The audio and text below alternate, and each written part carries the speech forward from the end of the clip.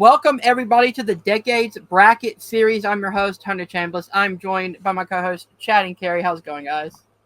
It's going great. Very excited for another episode of the bracket series to try to figure out. We're very close to figuring out what is the best horror movie of the 1980s. Yes, this is part 2. Carrie, how's it going? Going great. And of course, like last time, we are joined by Jeremy Adams. How's it going, man? It's going great. I'm so excited to be talking more 80s movies. I think we even have some more fun ones on this bracket to talk about. And three of us are sporting shirts that are based on some of these movies. So I'm really excited to talk about these ones. Yeah. All right. So if you guys don't know how it works, we will have 32 movies on a bracket, one movie versus another movie. Majority rules. If it moves on, and we will go down till we have our final one, and then the winner of this one will go up against the winner of part 1, which was do you remember what that one was? Was that? I don't think it was Aliens. It was Nightmare on Elm Street. Nightmare on Elm Street. Yeah. Yes. Nightmare. All right, so we'll cut this part out, and then I'll just say it like normal. Not a big deal. Thank God we're recording this. So the winner of this one will go against a Nightmare on Elm Street at the end of this episode to determine what is the best horror movie of the 1980s. So, Chad, are you ready to bring up our first matchup? Well, yeah, sure. But first, I did want to, if you're new to the channel and this is the first video for some reason you're watching, the part 2, it's fine. I just wanted to quickly explain before we actually get into it what we're doing here, because this is not just one video. This is a whole series that we're doing. And we started with the 2020s. We're going all the way to, I don't know, like older movies, like down to like the 1930s and classics and stuff like that. And then we're just basically going through each decade to try and figure out what is the singular best movie of each decade. When I say that, it's not definitive. It's just a bunch of people who throw out their opinions. We've had different guests. Of course, Hunter, Carrie, and I have always been on, but we've had different guests. So it just depends on who's voting for what, and vote however you want and stuff. And, you know, we all try to, you know, keep in mind that we're voting for the best. And I think we've found some really great movies. And so what that's going to lead to is an ultimate bracket at the very end where we have the top 8 from each decade that are going to be reintroduced into an all new bracket of 64 so that we can legitimately find out what is the greatest horror movie of all time.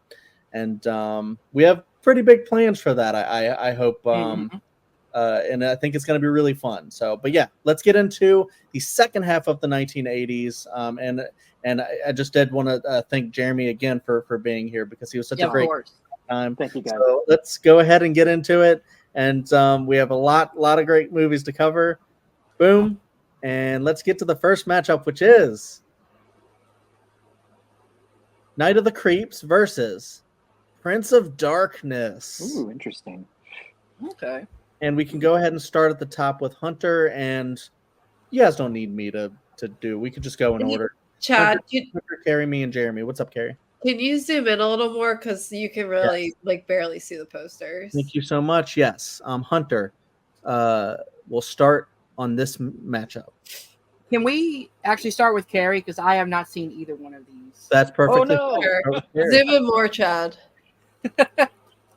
I think that's as far as it goes.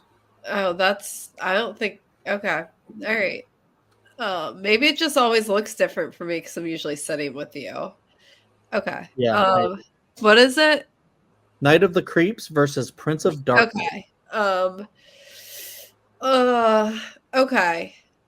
Honestly, Night of the Creeps deserves a rewatch for me, because as I told Chad, I could not even remember if we finished it. I think I was just distracted when we watched it. I was probably doing work or something, or washing dishes. But from what I remember, it was really fun, and I do want to actually watch it and pay attention to the whole thing. Prince of Darkness, we just watched last night for this, and I was actually pleasantly surprised by it. I think it dragged in a couple of places, but a lot of the effects were really cool. Like weirdly, I felt like Buffy took some things from it. Like I kept seeing stuff and I was like, oh, they kind of did that in Buffy. So I feel like it was probably an influence for the Buffy creators.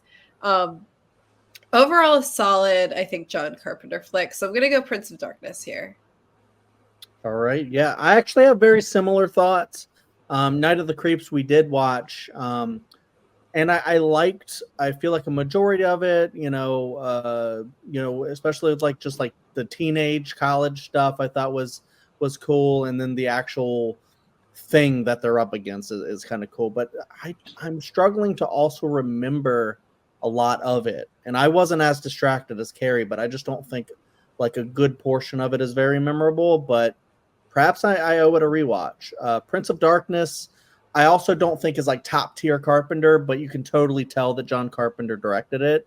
I do think it is also pretty good. I liked the slow pacing of it, and I liked how you're just trying to figure out what's going on, and just there's some really crazy stuff that happens, some really crazy images. The makeup that they used in it, I think, is really gnarly and kind of cool. And I'm just like, wow, and I'm actually pretty scared by a lot of it. And there's a really cool like Alice Cooper cameo in there, which was really interesting to see. I heard so much about Prince of Darkness before, and I just never got around to it. I'm so glad that I did, because I do think it is maybe even a slightly underrated John Carpenter film, because I know a lot of people try to actually champion it. So I'm gonna give the slight edge to Prince of Darkness as well. Jeremy. Yeah, I just did a rewatch on Night of the Creeps. That was a movie I hadn't seen since I was a kid, and it was on HBO a lot, and I absolutely loved it when I was a little kid. So rewatching it, I was like, I don't know if this is going to be as good as I remember it, but I really think it is. I think Night of the Creeps is one of the really great 80s like horror comedies. It's directed by Fred Decker, who also did The Monster Squad, and it's just the idea for the movie is basically Revenge of the Nerds meets like Return of the Living Dead, and it's just such a great concept. It has like an alien sort of thing going on too. Just a really fun movie. My favorite part of it is Tom Adkins, who is actually in I think 4 of the movies we're talking about tonight. He's like 80s horror movie royalty. So yeah, and he's so fun in that. He has this like catchphrase when he's like this cop, and every time he shows up, he's like, "Thrill me." He says it throughout the whole movie, and it's so much fun. Prince of Darkness is one that's grown on me over the years. We watched it when I was a kid, and like my family watched it, and we hated it, and we thought it was like unwatchable. But I've as my knowledge of John Carpenter's grown over the years, and kind of seeing what he was trying to do with that movie, the idea of having like a scientific team in sort of like a exorcist, like paranormal sort of thing, but using science to kind of like get into it is really cool. I think Victor Wong is great in that movie. He coming straight off of Big Trouble in Little China with John Carpenter, and the Alice Cooper cameo is great. Both Prince of Darkness would have been above Night of the Creeps until my Night of the Creeps rewatch. I think just for my own personal wanting to have fun with the movie, I will go with Night of the Creeps here. It's just personal taste. They're both good movies. Prince of Darkness to me is a little more dour. It just isn't the Carpenter that I go to, just because it is one of his more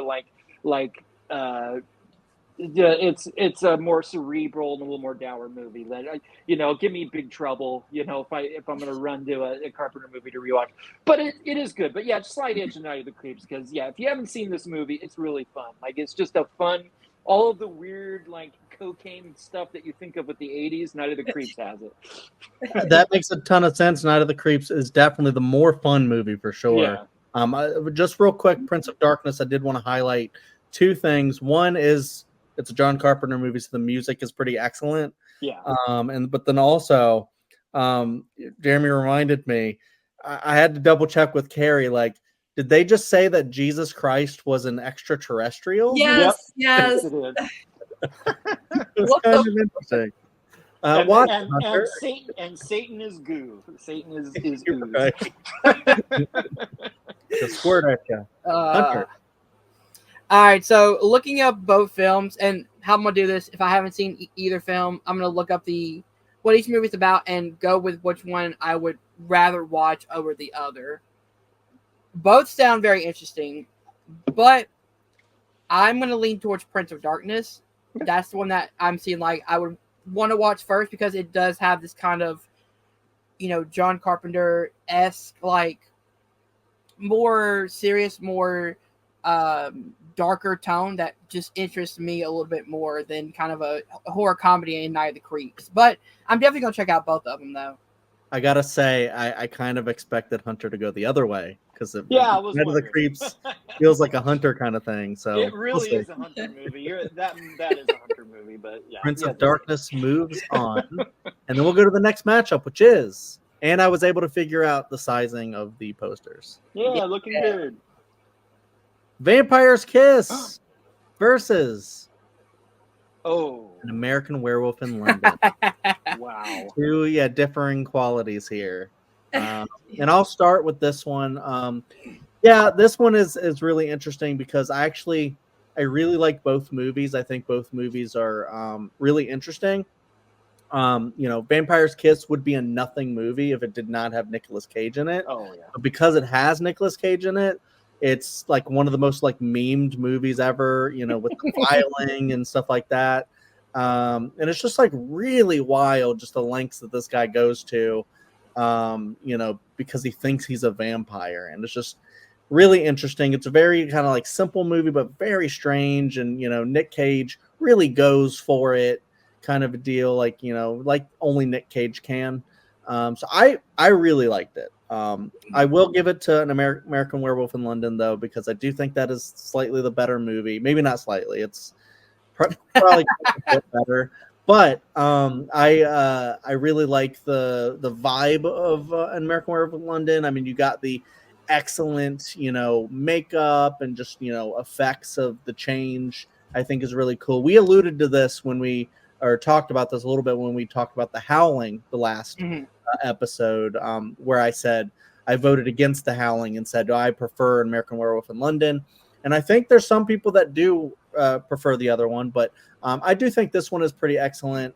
I like to follow this like horrific journey that this guy's on. His friend dies and then shows up later in the movie theater, and I think that's like the makeup of the dead is really, really cool as well. And just like people that are kind of haunting him and things like that. It's been a while since I've seen it, but I did remember really loving the vibe of it, and it's a really excellent movie. Very scary. So, and apparently it's a comedy as well. So there you go. These are both horror comedies, I would say. American Werewolf London, Jeremy.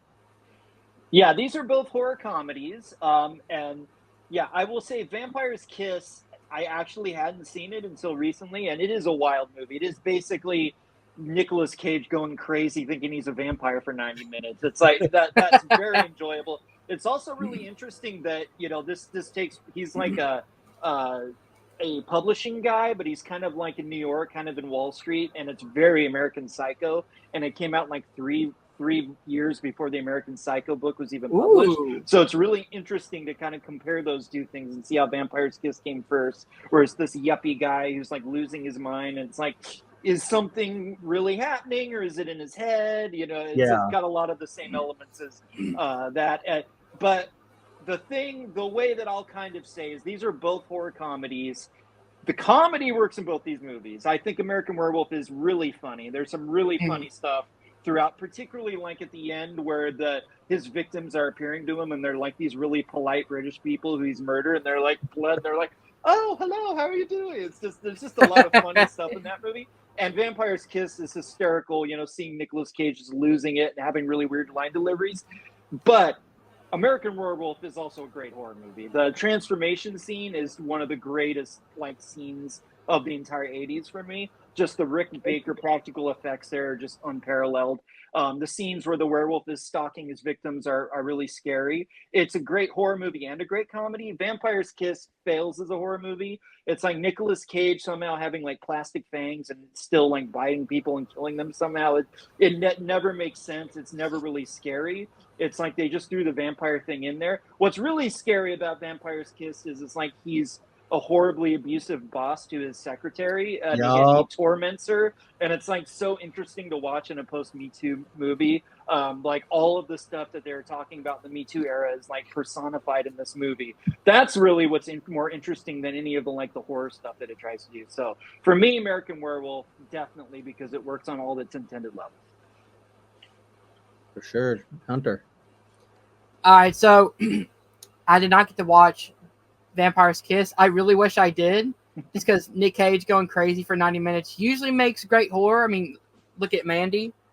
But I love An American Werewolf in London. I think it, as Jeremy said, it works both as a comedy because there are really good comedic moments, but it's a really good horror movie. It's got really great practical effects, really good acting. John Landis directed the hell out of this movie, so I'm going An American Werewolf in London. Perfect, Carrie. Yeah, Vampire's Kiss, it was actually an interesting movie to watch, and like I don't know, like actually watching it, it's still kind of funny, but it's mostly just like kind of sad and like hard to watch as this guy goes insane. Whereas American Werewolf in London is like, I just love that movie. It's so good. Like you guys said, the transformations are amazing. Just like the pacing is fantastic. I love I forgot his name. His best friend in the movie. Griffin Dunn. Like Griffin Dunn. yeah. He's awesome. He's like just slowly decomposing. I love that. Yeah, overall, I think An American Werewolf in London is the better movie. All right, and so that is moving on. The next matchup is The Thing versus The Serpent and the Rainbow. Interesting. Starting with Jeremy. Yeah, this is an interesting matchup. You've got two of the kings of horror in the era, John Carpenter versus Wes Craven. I think this is one of the more underrated Wes Craven films, The Serpent and the Rainbow. It's kind of almost like a drama, like about a guy going to Haiti to investigate these interesting things going on with potential people who have died and they've been brought back to life in these rituals, and he's trying to like look at all this from a scientific level. It only like kind of gradually goes into horror territory when you see what happens, what they're doing to people, and the idea of being buried alive or maybe potentially turned into some sort of an undead being. There's some really interesting things that Wes Craven's going with there, and Bill Pullman is really great in the lead role in this. One of his underrated starring 80s roles before he was the Independence Day guy. So it's a really interesting movie, but I think Wes was still kind of honing in on his directorial skills. I think that 80s Wes Craven is kind of like he's still kind of finding his voice as a filmmaker, and I think in the 90s is where he really fully comes into his own, doing New Nightmare and obviously Scream and Scream 2. So this was still kind of Wes trying to figure out exactly how he wanted to do it, whereas The Thing to me is the ultimate John Carpenter movie. This is like just the perfect sci-fi horror, just the practical effects, all of the performances from Kurt Russell to Wilford Brimley all the way down. It's just absolute perfection, and it's just so crazy that the movie was kind of rejected when it came out and got bad reviews and wasn't a hit at all. It was like going up against E.T. at the box office and stuff. It just kind of bad timing. And people at the time are like still in that Jaws frame of mind where it's better to not see the monster, like keep the stuff off screen. Whereas John Carpenter's like, no, we're going to see everything, and it's going to be the most crazy, visceral, alien crap you've ever seen, bodies contorting into all kinds of crazy stuff. And I think obviously that's become more normal and more appreciated as the years have gone on. So yeah, it's definitely The Thing easily for me here. But if you haven't seen Serpent and the Rainbow, it is an interesting movie to go back and kind of check out. All right, on to me. Yeah, I haven't seen Serpent and the Rainbow. Trust me, I have seen most of these films, guys. I know I haven't seen most of them, but yeah, but come on, it's The Thing. Like I watched this movie for the first time about I think 2 or 3 years ago, and it still holds up as a classic. Oh, yeah. The practical effects, the gore, the great scene where they're trying to determine who is the alien with the blood test. The blood test scene. Oh my god. Such a great scene. Kurt Russell and Keith David have such great chemistry on screen. So I'm going The Thing. Yeah. I was in the room while Serpent in the Rainbow was on, and I was definitely working, and I could not tell you a thing about it. I know it's about like zombies and Haiti and stuff. Could not tell you anything else about it. But the thing is, like you guys said, it's the thing. It's absolutely incredible. It's like, okay, one of the Left best. one room to get to the other. Yeah, it's just one of the best horror movies ever made. Like from the special effects to like how the suspense is built up, like the characters are fantastic. It's perfect. Yeah, I definitely agree with a lot of your guys' takes. The Serpent and the Rainbow was interesting. You know, I don't know if I like really understood everything that was going on in the movie. It felt kind of all over the place, but I did find it scary. Like when they had like, you know, the visions of like, you know, the dead coming back or something like that. And it was all very like, you know, voodoo and all that stuff. I thought it was like a really cool direction for Wes Craven to go in. I like how a lot of the times, you know, Wes will like go in like different directions, not just doing like the slasher every time. You know, like you know the people under the stairs I talked in the 90s. I think is incredible. I love that movie. So, you know, yeah, Wes can really make some really interesting horror that's not just a slasher. Serpent in the Rainbow, you know, I do love Bill Pullman in it. You know, like I love him in like Lost Highway and stuff like that. He can really do some good horror. You know, and the vibe was really cool, but I just don't really think I cared about the story all that much. And, you know, it's going up against The Thing, which not only could easily probably win this entire 80s bracket, but could really go far in the ultimate bracket, if not all the way. Because I know a lot of people love The Thing so much, and I do as well. I think it's a really phenomenal horror movie. It's not my favorite John Carpenter, but it is up there. It's probably my number 2. And it's so cool to watch. Like it, you know, it's not the first kind of like body snatchers type of movie, but you know, how they do it with the isolation in the Arctic is really cool. Just a really cool vibe there. And then all of a sudden, you know, you have the dog morphing and, you know, such the most horrific shit that you could ever see happening to people's bodies. Like, you know, someone's head popping off and turn into a spider. Like, you know, and then all you have to do is just stare at it and go, what the is going on right now? The defibrillator is my favorite. Oh my god, that's such a good scare. I can't even like. It's hard. That one's hard for me to watch just because it's so gross, and I'm just like, oh, it like turns me off, but like in a really like fun horror way. Yeah. And then just the paranoia and like you guys mentioned the blood test scene, just so much great tension in there. The music, like it's John Carpenter, is so incredible. I love.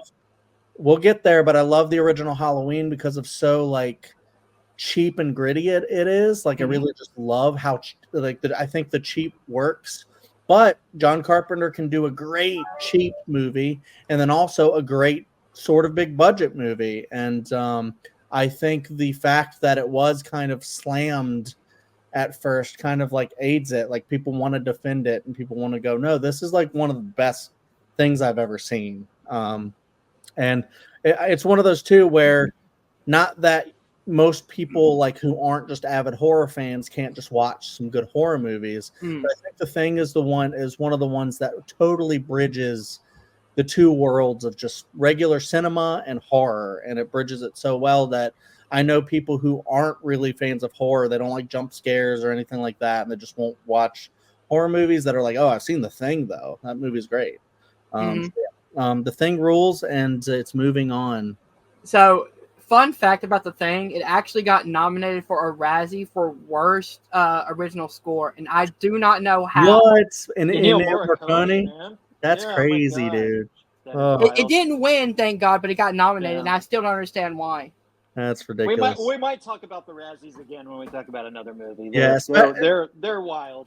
Yeah, we need to do a Razzie episode on the podcast. Well, I'm going to throw it out there. Speaking of that, I am doing some Razzie stuff over on the Dill Pickle Movie Network where I'm hanging out with my buddies Dylan and Matt. We're talking the Razzies of 1999 coming up soon. Ooh, which actually have have kind of a few good movies on there, like Yep. Big Daddy and the Great. Blair Witch Project. So That's a great year for movies. So yeah, I know It is a great year for there movies. you that's go. interesting.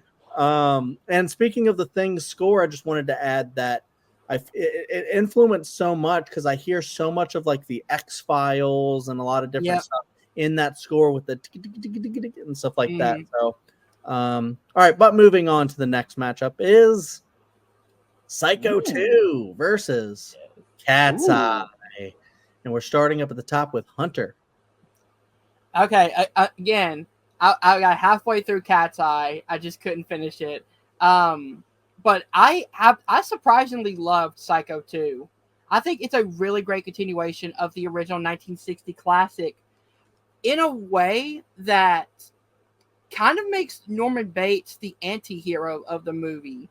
Because, again, spoilers, but the movie came out in the 80s. So the whole idea of using the Loomis family from the original movie to kind of mess with Norman's psyche, to make him seem like he's going crazy again, to put him back in a mental institution, was a really great twist on it, because in the first movie, Norman is clearly the bad guy. In this one, he has, still those tendencies, but it's not his own doing. It's somebody else's outside influences that are forcing him to think he's going crazy. I love that aspect of this movie. It's a really good continuation of the 1961, so I'm going Psycho 2. Carrie, what say you?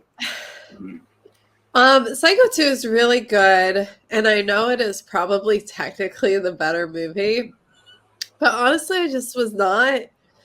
I couldn't really get into it. I could recognize that the story was really interesting, and the acting was actually really fantastic in that movie. Mm-hmm. But for some reason, I just wasn't getting into it. I think I just couldn't find myself not really being able to sympathize that much with Norman Bates. Maybe that's part fair. of it. Like Cat's Eye, I just really enjoyed. It was just like a really fun, like very classically 80s horror movie. I don't know. It's just like that anthology style, like that movie and Creepshow, like of this era. I think it comes together really well. I love that the cat was like the hero of the story. Like that'll get me. So I'm going Cat's Eye here. I actually kind of disagree with Carrie. I think Cat's Eye is easily the better movie of these two. I do like Psycho 2. I'm not here to bash Psycho 2. I actually really enjoyed it, and I like the turn that they did on it, where it's like Psycho doesn't need a sequel. What the hell are you doing? Why do that? It's such much a less 4 movies. perfect movie. And then they did Psycho 2, and then it's like, well, if you're gonna do a sequel, do it. That's fine. That's cool. That's interesting. Okay, so he's back and he's okay now. That's interesting. Is he okay? Is he for real? And I like the little relationship he develops with Jennifer Tilly's sister, and I also like just kind of like the pacing and vibe of it, where you're just like waiting until the very end to see if he's actually okay. And Hunter brought up another really good point about other aspects of the story.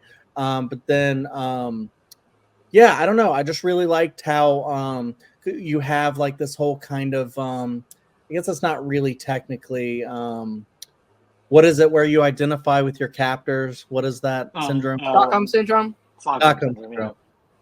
I guess it's not really technically like that, but it kind of has that vibe to it. I actually really like it where she actually seems crazier than him for a lot of the movie. I'm like, what the hell? But yeah, I like the turn. I like the ending. I thought the whole movie is actually really cool because it goes to where you wouldn't really expect a Psycho sequel to do. You'd expect it to just be another slasher, and it's more of like kind of like a psychological thriller kind of a deal. I thought it was really cool. But Cat's Eye, I fell in love with, and I didn't expect to. I really like all 3 segments, but the third segment is the one that really won me over because it got me on the edge of my seat and I was freaking invested. I love how they like the first 2 are really interesting, showing different kind of like Stephen King short stories and stuff that they were able to adapt. is always going to be really, really interesting because he just has like really great concepts that he mostly executes pretty well. And then whatchamacallit, the third one, I was on the edge of my seat just waiting to see what was going to happen to this cat, and this cat became one of my favorite like heroes in all of cinema. General, the cat. I love how you follow him throughout like all three segments. He's like in it a little bit here and there, and then the third segment is where he gets to shine, and it has like this whole kind of thing where at some point, you know, he's in like very big danger and in threat of, you know, not surviving a lot. And then the effects in the third segment with a certain creature that appears is really, really cool. And I was like, maybe wow. on the poster there. Yeah, there you go. I was like, how did they do this? That's like really, really cool. And Drew Barrymore's in like all three of these too, and she's you know, and like a little bit after, you know, E.T., and she's you know, does a really great job as well, just like she does in E.T. She's a great child actor and a great, you know, actor just in general. But yeah, that third segment won me over. I loved it, you know, to death, and I don't know. I just did not expect Cat's Eye to really move me like that, and I was just really happy by the end of Cat's Eye, and it rules. So I would pick that one, Jeremy. Yeah, these are two movies that are close to my heart. You know, I'm obviously a huge Stephen King guy, and after Creepshow, Stephen King wrote the screenplay for Cat's Eye as he had with Creepshow, and it was like doing an anthology of stories again, but this time going more PG with it, making it more palatable for like kids and stuff. And I, as a kid, loved that movie. Like it was right in my wheelhouse in the 80s. Especially the third segment is really like one that's kind of aimed at kids a little bit. Drew Barrymore and the cat are like the heroes of that story. The first two stories, not quite as much. The first one with James Woods trying to quit smoking, and then the second one with Robert Hayes being stuck out on a ledge. But they weren't like, you know, too intense that you know, a family couldn't watch them and stuff. And yeah, it's a really cool movie. It's directed by the same director who did another Stephen King adaptation we'll talk about, Cujo. And yeah, whatever it was, Louis Teague, the director, had a good feel for doing Stephen King material. And again, Drew Barrymore was really awesome in this movie. She was just coming off of Firestarter, another Stephen King. And I think she's really great in Cat's Eye, playing three different roles. But I think it's, you know, I understand why you guys love it and really got into it, and it's a fun movie. It is kind of a little cheesy. It's a little like, there are some like kind of more cheesy, like silly elements to Stephen King that he indulges in sometimes. That is not my favorite stuff that he does. I kind of like when he goes more for like the heartfelt, like serious stuff.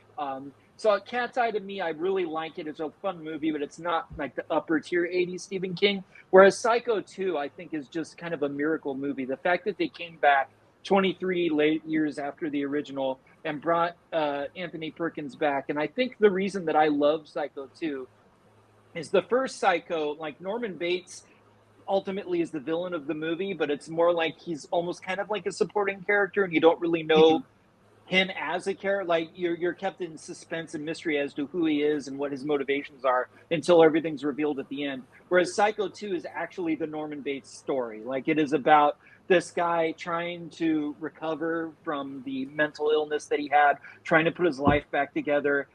You know, how those demons are still in his head. It's like, it so gets into that character. And I think he gives an even better performance than he did in the original Psycho. The scene where he's like making lunch and he grabs the knife and he's like, or like, I don't have cutlery. Like it's just such a wonderfully nuanced, sometimes funny, and just really kind of, I really feel for Norman in that movie. And they had to come up with some twists, obviously, because the original had a lot of twists. And what they do with the Loomis family and what they do with the ultimate story of Norman and his mother that is revealed more fully, I think is really interesting. The director was an Australian director. He did a really cool movie called Road Games in Australia, and that kind of put him on the map to make Psycho 2. And it was like no other directors, like John Carpenter and all these people, said, no, we're not touching that. And just the fact that he would do that, I think, is so admirable. I really think it's a great sequel, and I have it a few notches higher than Cat's Eye for sure. So I think we're kind of tied on this one.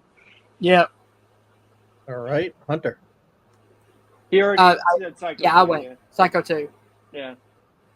Oh wait, so did Psycho 2 win? No, it's tied. No, Tied. we're tied. 2-2. 2-2. Oh, we're tied. So we got to do a thing. Last time the Apple did it. Carrie, do you have a coin? I have die. We could do odds and evens. Well, I have one right here on my phone. If you want me to. Okay. Oh yeah, go ahead, Hunter. I'd prefer Carrie to do the die. I don't trust technology. All right. Well, last fair. time it was like all tails all the time. Yeah. Yeah. All right. So if it's odds, it's Psycho 2. If it's evens, it's Cat's Eye. Okay. Sounds good. Okay. All right. To 5. So Psycho 2. odds. Psycho All 2. right. God damn it. That's who gets it. All right. It's still a good. It's still a good movie. I love it. I wish it would have captured my heart as much as Cat's Eye did. Apparently. And by the way, Psycho 3 is good too. I will- It's directed by Anthony Perkins. It's a good movie as well. Ooh, nice. Just throwing it out there. I will say Psycho 2 and Cat's Eye are both movies that actually really surprised me. Oh, Mhm. So, there you go. Moving on to the next matchup, which is Halloween 3, Season of the Witch versus Tetsuo, the Iron Man. Interesting. Two Actually, crazy movies. I have to look at my list to see where I place these actually. I Oh think- my god, they're out right next to each other on my list. Crazy. Yeah, it was definitely going back and forth on these. Yep. All I right. think we're starting with Carrie now. Yeah. Okay. Tetsuo. This was the last movie we watched because every time Wow. Chad would be like, "Let's watch Tetsuo," I'm like, "We're trying to eat. I don't want to watch that while we're eating. We're trying to sleep. I don't want to fall asleep to that." But we Yeah. wound up like watching it pretty much in bed. We were awake because Elliot was up all last night. Oh, And he did not see this movie. We were thank God. in the other room. That said, I wasn't 100% paying attention. Like I kind of know what happens in it. I wasn't like, I know it's like a difficult watch, and it reminded me a lot of Eraserhead. Just so like it's black and white. There's a lot Oh, of yeah. like industrialism. It's not the most straightforward movie. It's a hard watch. Like I respect it for what it is, but it's a hard watch. I don't see myself rewatching this. Halloween 3 is, I think Halloween 3 is so fun. Like I love the masks. I love how ridiculous it is. Like Stonehenge and all that stuff. Like the kills are like, I don't know. Some of them are really good, and then some of them are really funny. Like the special effects are not great, and they're like hilarious. Like I think the ones with like people's, and I know there's one in like the hotel room and like the woman's face. I feel like melts. Like it's Yeah. really funny. Another Tom Atkins joint. Mhm. Oh, But I think Halloween 3 is like a fun entry in the Halloween franchise. It's certainly not my least favorite in the franchise. It's like, it's kind of in the middle for me, but it's one I definitely still enjoy watching. So I'm going Halloween 3. All right, Chad. 5 more months till Halloween. Halloween. Yeah, I wanted to do a bit there, and I did. I think I nailed it. Yeah, these are two very interesting and crazy movies. I'm sure Tetsuo has like its own like stories behind it. Halloween 3 certainly does. A lot of people, would say that should not have been tied to Halloween, but you see what they were doing, trying to make Halloween into an anthology. Like we've done everything we can with Michael Myers, and in fact, we killed him off in the previous movie. So what the hell more do you want, people? But that's kind of the thing, is that they didn't do it right after the original Halloween. They did a sequel after it. So people were like, well, now this franchise is about Michael Myers, so we need to keep seeing him, or it's not Halloween anymore. So I don't know what the hell this thing is, but hashtag not my Halloween. And Not my Michael. if they had just called it Season of the Witch, it might have been a classic, because I do think it's really interesting. I think it's good. I don't know if it's great, but I think it's good. I think it goes really crazy. The song is really catchy to either a great thing or a detriment to it, depending on how you feel about it. Another Tom Atkins movie. I like the concept. I'm not sure if the entire thing makes sense, like the plan of the guy, but the main villain. But his plan is so diabolical, and the cool thing is you don't really know if it succeeded or not, but it probably did. Thinking about like the very end of that movie, like stop kind of a deal. It's a really cool ending. And yeah, just like the vibe, I think Tommy Lee Wallace did a really great job with it, and just a lot of it's iconic. Like those three masks are just iconic. All you got to do is show those three masks, and you know exactly what movie that is, unless you're just not into horror at all. So I'm gonna give it to Halloween 3, but I did kind of enjoy Tetsuo. It's a very crazy movie. It's one that is very hard to get into unless you just really like the vibe. Where I actually liked the craft of it. And I don't know what it is about just like Japanese creators, but I find them so like creative a lot of the time. Like you have this whoever made Tetsuo, you have Miyazaki, and just like all the anime and stuff, and just like the creativity and just like what Audition, another wild Japanese horror movie. Yeah, and just like all the stuff that creators over that side of the world just like can imagine, and just Tetsuo, like people becoming like metal people, is just a really interesting thing. And it's so horrific, just like everything that happens in this movie. And like Carrie said, I can't really always tell what the hell is going on. I know that there's a lot of like sexual stuff in it, a lot of really crazy violence in it. It's just like all over the damn place. But I think the imagery is really cool. I like the way they sort of did like stop motion style with it. I think was like really interesting. I'm a big we'll talk about it next video, but I'm a big Eraserhead fan, so I like kind of those kind of movies that are just kind of weird, and you're just trying to figure out what the hell is going to come up next, and it's just really interesting. But I know there was a story in there, but like it just it didn't make me intrigued to be like, let me follow the story of Tetsuo, the Iron Man. And I think it's more of like an experimental type, which is really cool. And I really like those. But, if I'm going to watch one over the other, it's going to be Halloween 3, which is kind of like a yearly watch. Not always, but I do really enjoy popping that one on. So Halloween 3, Jeremy. Yeah, Halloween 3 is one of those movies that was hated back in I don't even think I watched it in the 80s, because I was always like, ooh, Season of the Witch, I'm not going to watch that. And then it kind of got reevaluated over the years. And yeah, I saw it later on, and it is such a cool movie. It was written by John Carpenter. It was his idea to take the franchise in a different direction, and got Tommy Lee Wallace, who was the cinematographer on Halloween, to direct it. And he's a really good director.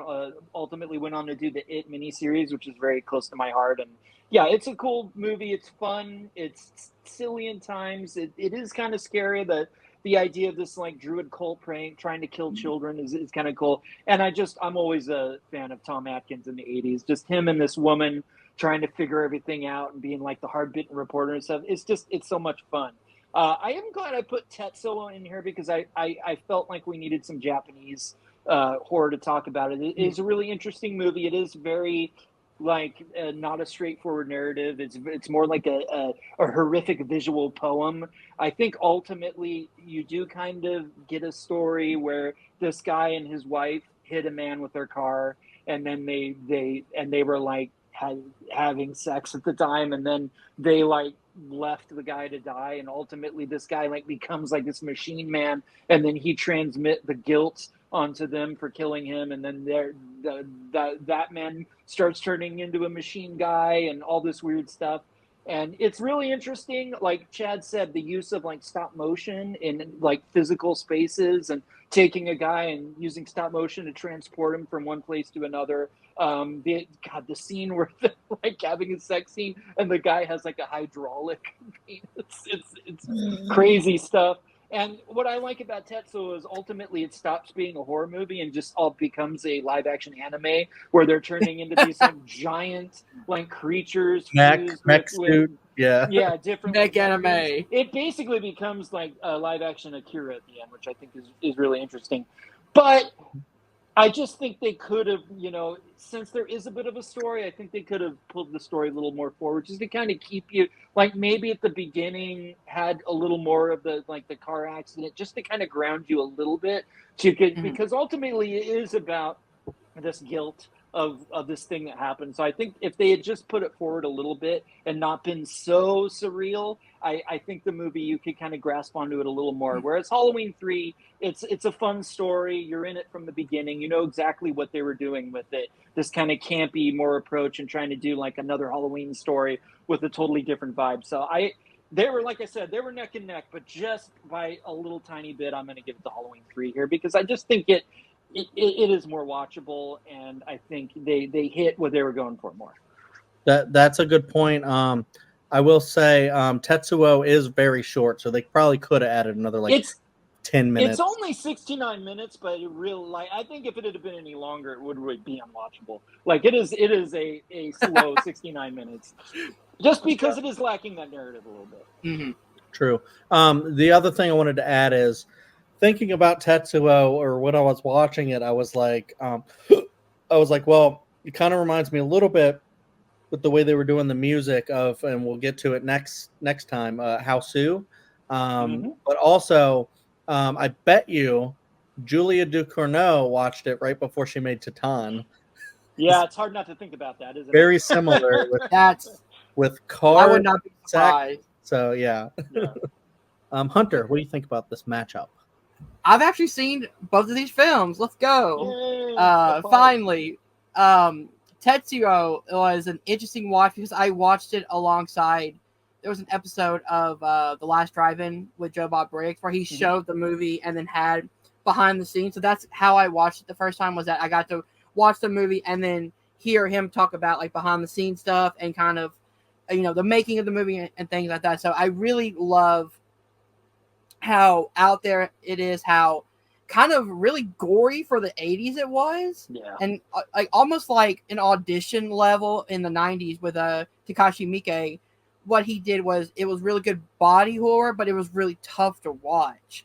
But Halloween 3 to me is, it took like Jeremy, it took me a while to watch it, but once I did, I realized that I could take my brain away from, this isn't Michael Myers, and I can enjoy it for the movie it is. It's a very fun movie. One that you can definitely put on, every October season, because it has that Halloween feel to it. Like it feels like almost like Trick or Treat for me, where I can put that one on, and it has this kind of feeling of, it's October, it's Halloween time, people have decorations up. It's a really fun, campy movie. So I'm gonna go Halloween 3 as well. Hunter, I probably should have did the same thing and watched Tetsuo with Joe Bob Briggs. I feel like it would have been more enjoyable that way. It's awesome. Yeah. All right, so that means Halloween 3 is moving on. It was unanimous. And we're moving on to the next matchup. But check out Tetsuo. It's very crazy and interesting. It's on Shudder, I believe. Yes. Yep.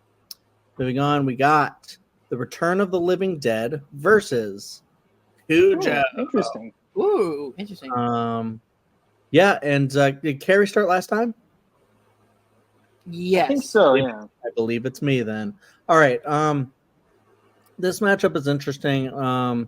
The Return of the Living Dead is a really fun horror comedy, and then Cujo is not a comedy. It's not. Return of the Living Dead I thought was really fun, funny. I didn't expect as much of the comedy as is in there, and it's really good. I really enjoyed it. I don't remember a lot. I didn't give this one a good rewatch, unfortunately, but I did really, really, really enjoy it. I think I'm going to go Cujo, though, just slightly.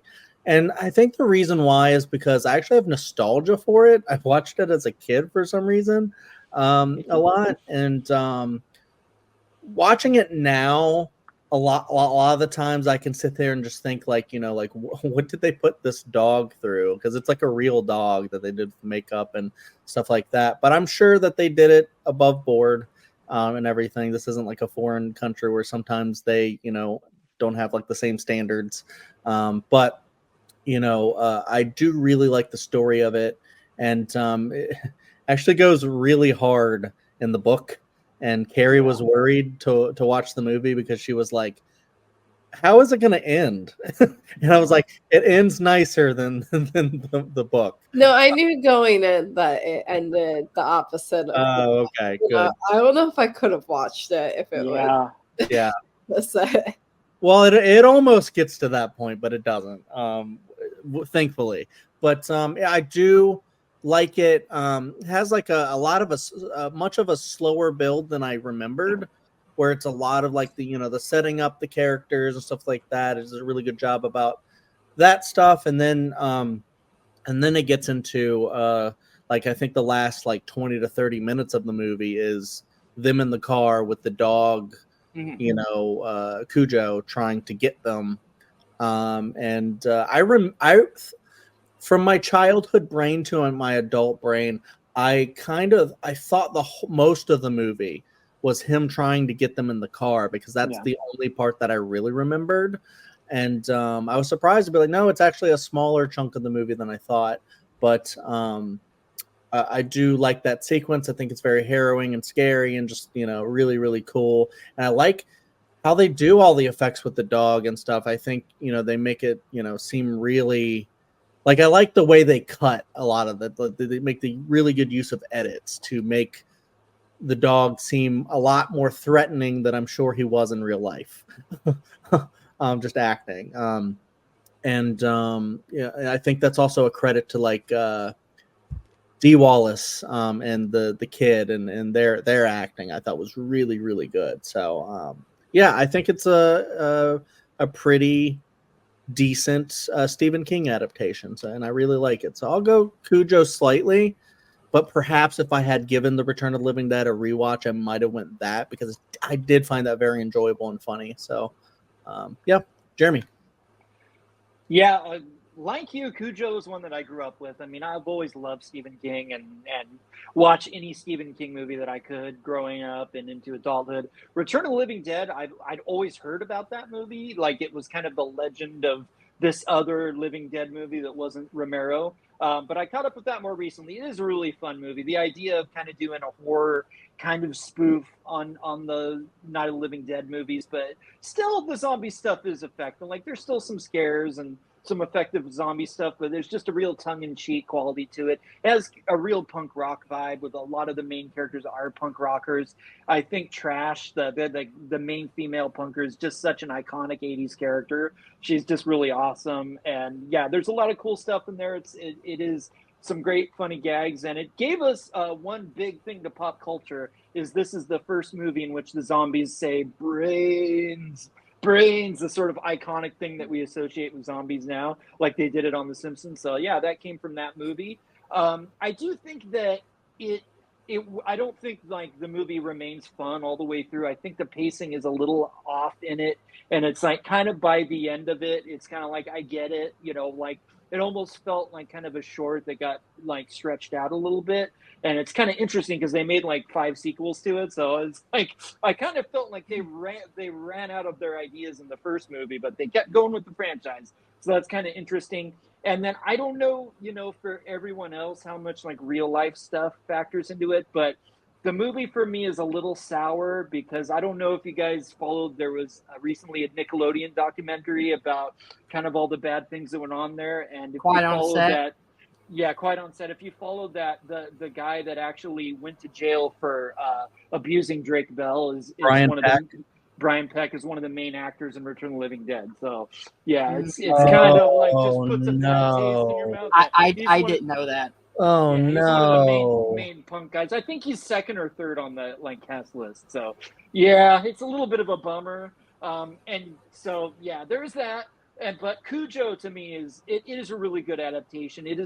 It's an interesting Stephen King story and an interesting book. It's basically about this family that's falling apart. The wife is kind of having an affair, wanting to leave the family, and then ultimately she's thrust into this horrific situation with a dog, a good Saint Bernard, wonderful dog that unfortunately is bitten by a bat and gets rabies, and she has to like try to protect her son against this dog. And it's kind of like, even when the family's coming apart and a parent is like questioning themselves as a parent, as a mother, as part of a family, that mother instinct is always going to come out and prevail. And I think that was a cool kind of theme that Stephen King was dealing with in that movie. I do think the effects and everything that they did are still really effective. I'm not scared of dogs, but that does kind of make you more scared of what could happen, when a big dog, goes bad like that. So I do think it's a really good movie. From what I've heard, he was like the most like happy, loving dog on set. So he was just in a good mood the whole time they were filming it. It was like really hard for them to get him to be scary because he was always like trying to love them and like lick them and stuff. And they put like all this goopy stuff on him, and he was just licking it and having fun and stuff. So that was the challenging thing, apparently, was to make the dog scary. But yeah, I think it still works. And most of all, Dee Wallace, I think it's one of her best performances. Even I always loved her as the mom in E.T., and I think this is even a better performance by her, and like her most iconic work. I think she really got to dig in and go to some places she never really got to go to again as an actress. So yeah, it's Cujo for me.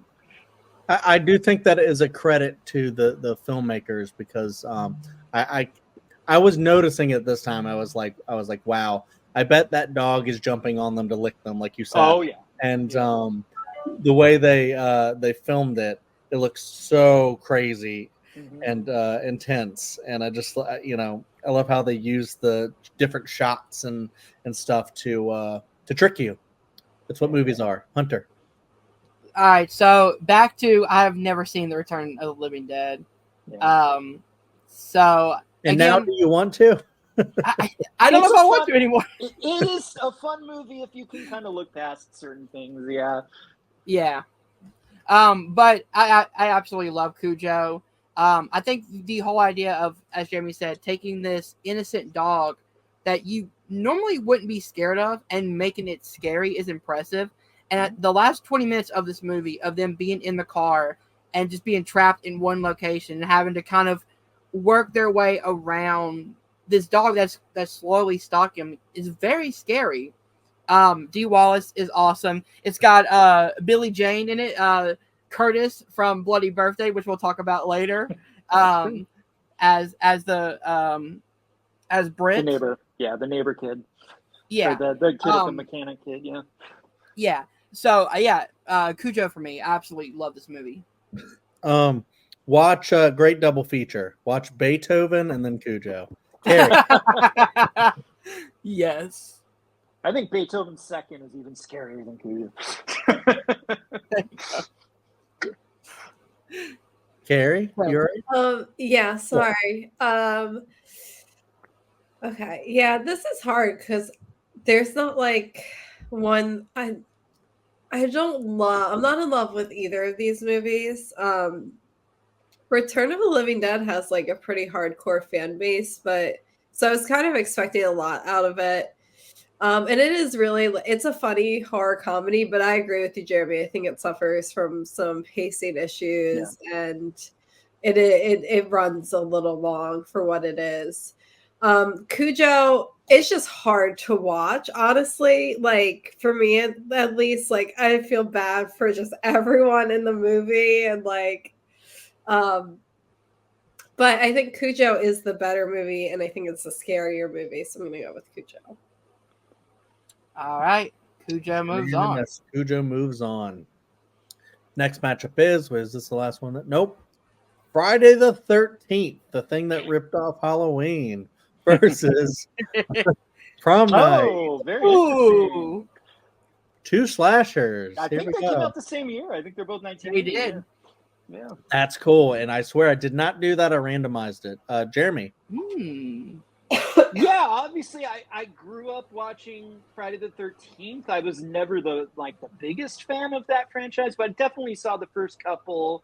The one that I always enjoyed was the sixth one. But yeah, there's still a few that I haven't seen. Like it's not like some of the other franchise. Like Nightmare is a movie that was I really was more invested in those movies than the Friday the 13th ones. But I definitely grew up seeing that one. I'd never seen Prom Night until recently. For whatever reason, the slashers were never my favorite. Like I really gravitated more to like the Stephen King, more of like supernatural horror. Like there were just more things in the 80s that I appreciated more than the slasher stuff.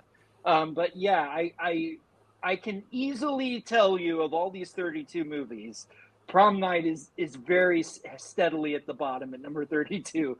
That movie did not do a lot for me, unfortunately. Yeah, it just I think the unforgivable thing about Prom Night is it takes an hour of the movie before people start getting slashed. It's like it takes so long to get to them getting slashed. That's and fair.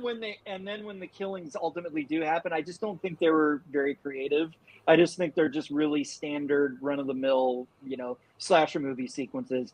The best part of the movie for me was like when they had the prom and Jamie Lee Curtis is like doing a big disco dance number. Like I would watch that movie, the 1980 Jamie Lee Curtis Disco Fever movie. Like I'll take that.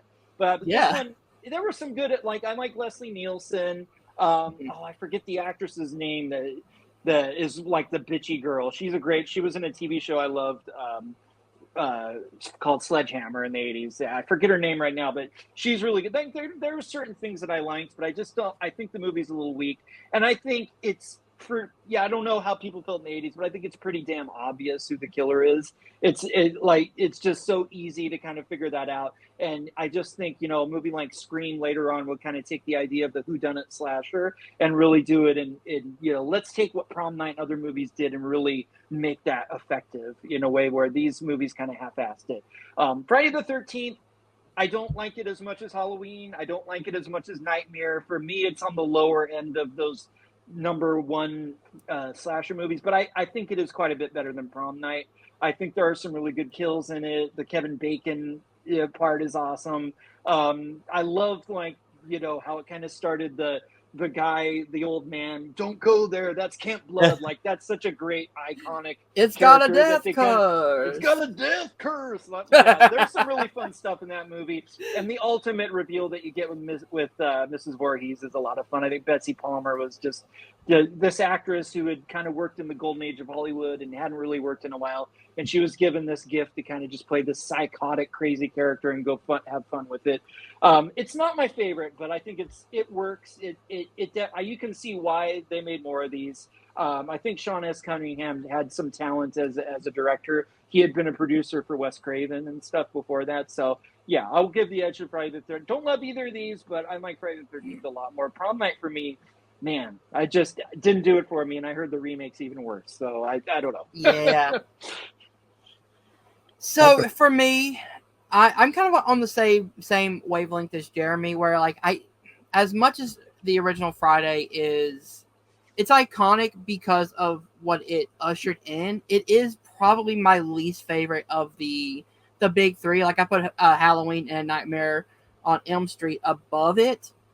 I didn't mind Prom Night as much as a lot of people do. I think it's a really good slasher that does take a while, as Jeremy said, to get to the killings. But I think the whole kind of mystery element of it, of like Leslie Nielsen being this cop who's on this investigation, is interesting. But I am going to give it to Friday the 13th. Not the cop, but is he not the cop? He's the principal, Jamie Lee Curtis's dad. There's another guy who's the cop. Yeah, that's right. Sorry, it's been a while since I've seen it, but I remember liking it. But I'm going to give it to Friday only because I think they have the most iconic kills. I'm iffy on the movie itself, but I think I can let it go through just because of the kind of the creativeness of some of the kills. Carrie. Sorry, I forgot I was on mute. Yeah, Prom Night, it's so slow getting into it. Yeah. The twist is like not fantastic. I feel like honestly, I did not love. I thought I was gonna love Prom Night, but because it's a popular one, I feel like you hear a lot about. But I wasn't really into it. Friday the 13th, I have a soft spot for. That was the first horror movie I ever watched. That's cool. Yeah, I watched it way too young. I was like 6 or something. And it was weirdly didn't like really scare me, but scared my sister who was 4 and was really way too young to be watching it. And she's like still scared of this movie to this day. But honestly, I like the Friday the 13th franchise. Like they're all kind of like consistently not great. It's kind of fun. And I think this one I think is the best, in my opinion. Like, That is the best description.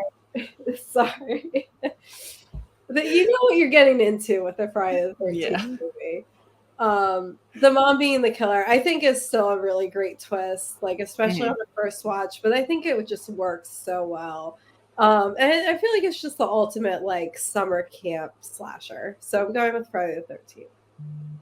Yeah, it's a great way to put it. I kind of like how Carrie said, you know, they're all consistently but like she said it, she said it in a way like it was impressive. Like, how did you do it, guys?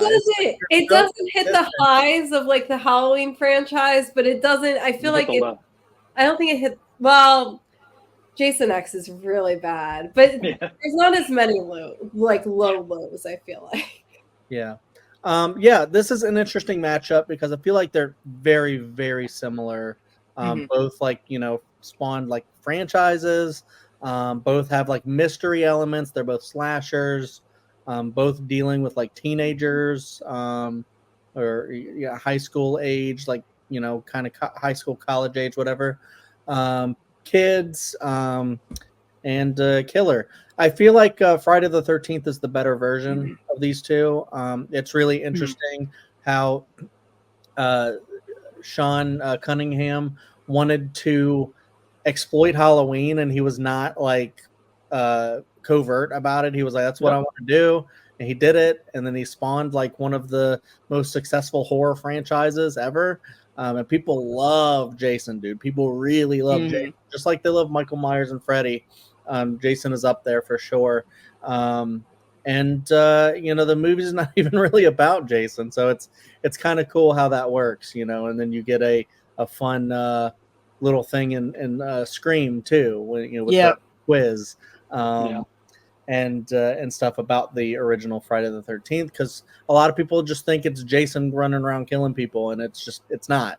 And it's actually a really cool twist in the movie. I also don't love the Friday series. I actually need to watch it more because I do think Carrie's right in the fact that not only are they like just like not consistently great, but not consistently bad. They're just very kind of like samey, but also different. And it's just, you know, you can really tell them apart, I think, if you actually pay attention to, you know, to what's going on. And I do think it goes in interesting places. But I think the first one is still really interesting. I really like watching it a lot. And Prom Night, not as much. Like Prom Night, I feel like it kind of recycled a lot of the same like setups before the kills and stuff. At least that's, you know, what I remember. And I thought maybe I would like it more because, like, you know, it takes place in the high school. You know, it's kind of like Scream before Scream, just nowhere near as interesting as Scream is, and or well made. And so yeah, Friday I would give a pretty big edge to, because if I had to put on one right now, it would be Friday. And you know, I'd also be more interested in watching that entire franchise than watching Prom Night again and any of its sequels or the remake. So yeah, Friday the 13th. I'll also say Friday has probably the best of the horror remakes. I think that the 2009 one is really, really good. I agree with that. I have to rewatch it. I know people like, you know, claim that it is, and I don't know if I agree, but I do have to rewatch it. But maybe we can cover that on the channel soon and that'd be talk cool. more about the entire franchise, because I know Carrie wants to rewatch them soon. So, all right, Friday the 13th moves on as I expected it would. Moving on to Monkey Shines versus Chopping Mall. I need to look at my list again. Where did I put these?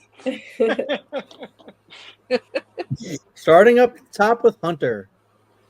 So again, haven't seen Monkey Shines. Didn't really have interest in watching it, if I'm being honest. Looked up what it was about. Didn't really intrigue me. Chopping Mall is amazing. It is 80s fun. The acting is not that great, but these killer robots in this mall, you get these really interesting death scenes. It's just a really fun B-level horror movie. So I'm going Chopping Mall. Carrie. Yeah. Again, I feel like Monkey Shines is like, the better movie. It's a better made movie. It's a better acted movie, probably. But it's fine. It's a fine movie. It's okay. Chopping Mall is just like so bad it's good. It's so much fun. I would like 100% rather watch Chopping Mall than Monkey Shines again. So I'm going Chopping Mall. Yeah, this is an interesting matchup because I think both of these are like kind of around the same like level as far as like neither of them are like great movies. But Chopping Mall has that like level of like reputation where people are like, it's not like a well-made great movie, but it's a very fun like classic. If you've heard of it and you know what it is, you've seen it, you have fun with it. It's really robots in a mall, gone wrong. Might even be like ahead of its time. I mean, I imagine mall robots are coming. Oh yeah. And it's gonna go wrong, and people are gonna die, and it's gonna be weird. Real life Chopping Mall. Exactly. Hunter brought up Joe Bob Briggs. That's actually how Carrie and I watched Chopping Mall, and it was the first time I ever watched a what is this show called? The Last Drive-In. Last Drive-In. And I really enjoyed watching it that way. I feel like a lot of movies like Chopping Mall that I don't know how much I would have liked had I just watched Chopping Mall. I think I probably would have liked it fine enough. But watching it that way, I think it was a little bit better too. Like hearing fun facts about it and stuff is a really cool way to watch movies. And Monkey Shines, I thought was interesting, but Carrie and I were sitting there watching Monkey Shines, and we were like, this is a cute movie about this guy that like what happens to him is really sad, and he's trying to recover, and he gets like a pet monkey, and they become like best friends. It's like, I want to watch that movie. And then they're like, but now it's going to go bad. And they're injecting the monkey with stuff. And it's like, no, can we not do that? And we just like have the cute movie. And it turns into the monkey attacks movie, kind of like, Cujo, but with a monkey. And, it ends up getting weird. And, I stopped kind of liking it a lot that much. And, I kind of want the non-horror version of Monkey Shine. But it wasn't like terrible. I enjoyed some of Monkey Shines, but I do think Chopping Mall is the more fun movie. Like a more like Hunter said, classic B level horror movie that you go, wait, you haven't seen Chopping Mall? You're gonna have a lot of fun with Chopping Mall. I have shown so many people Chopping Mall because of that idea of like, oh, you haven't seen it? It's fun. Go watch it. Exactly. So yeah, I'll go Chopping Mall for sure. Jeremy. This is a fascinating matchup to me because these movies are at the opposite end, where Monkey Shines is George Romero taking this material and just really being really ambitious and trying to deal with all these different themes and ideas. And it's just such an ambitious movie for George Romero, and it doesn't really quite hit, what he's going for. Like, it's really fascinating to watch, and there's a lot of interesting ideas, but it doesn't quite all work together. Whereas Chopping Mall is like absolute lowest common denominator. We're just going to put people in a wall and have robots kill them, and it's just like, we're not even trying. So it's so interesting to go with the we're not even trying lowest common denominator movie during the versus the ambitious filmmaker trying to do something new, not quite hitting it. It's kind of like, what do you appreciate more? for me, I appreciate Romero more. I think there's a lot of really interesting ideas in Monkey Shines. The idea that this guy is had an accident and he's paraplegic.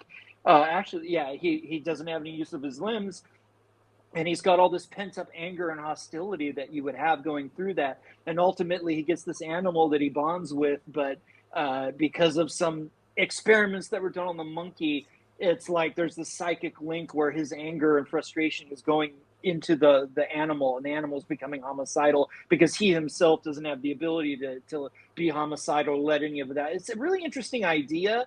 It doesn't fully, there's two big problems. Well, I'd say there's three problems with the movie. One, it's too long.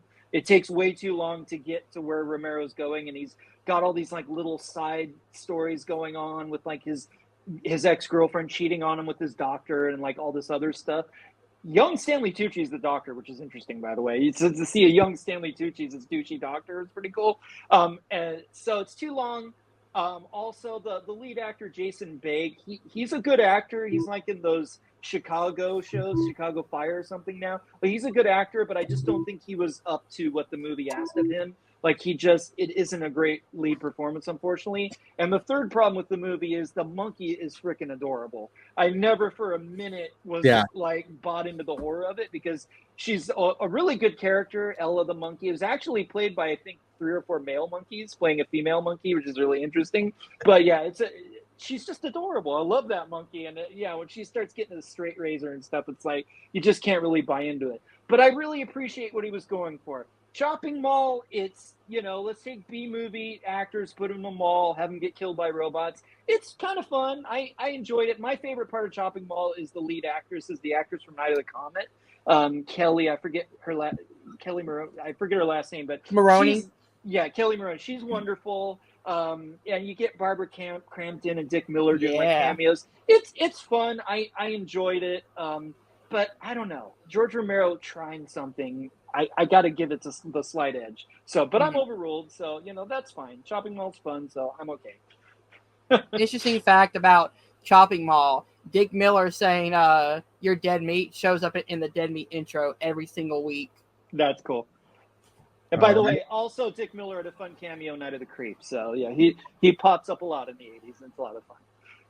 Chopping Mall's moving along, and we're going to the other side. All right. We're getting there. Oh, that's the top. Moving over. No spoilers. And here we go. The other side of the bracket, other matchup is The Fog versus Dream Warriors. Nightmare on Elm Street 3. That's no fun. Dream Warriors. That's no fun. Which is has the namesake of our show. So take that for what you will. It really does. Who's starting here? Oh, it's Jeremy, right? No. Yep. Yes. Okay. Yeah, I think The Fog is a really interesting John Carpenter movie. It coming right off of Halloween, trying to do a totally different vibe. It's a seaside town. Just the use of foggy photography in that movie. The cast of like Adrienne Barbeau and a lot of really interesting actors in that film. I think it's one of the more underrated John Carpenter movies. Famously had a lot of production problems. Like they'd filmed a lot of the scenes with the fisherman ghosts and stuff, and test audiences hated it, so they had to reshoot a lot of that stuff. But I think ultimately it comes out really good. I think, the look of the fisherman is really awesome. And it just has this like New England ghost story kind of vibe that really works for it. If you're a fan of John Carpenter, you have to watch The Fog. And I think it's also cool that it has a couple of the same actors that are in like Creep shows. So there's a lot of like cool connections with The Fog and other movies of the time. But all that having been said, Dream Warriors is like just one of the most kick-ass like horror sequels ever. Like this is taking the concept that was introduced in the first Nightmare and then just go and create like what can you do with the idea of dreams and the idea that the teenagers that are being stalked by Freddy in their dreams let's use it against him. And they're coming up with their own dream powers. They're coming up with their own abilities to fight against for what Freddy's doing. It's so cool. Chuck Russell, the director, who just was a really talented director when it came to like manic fun movies, because he went on to do The Mask with Jim Carrey.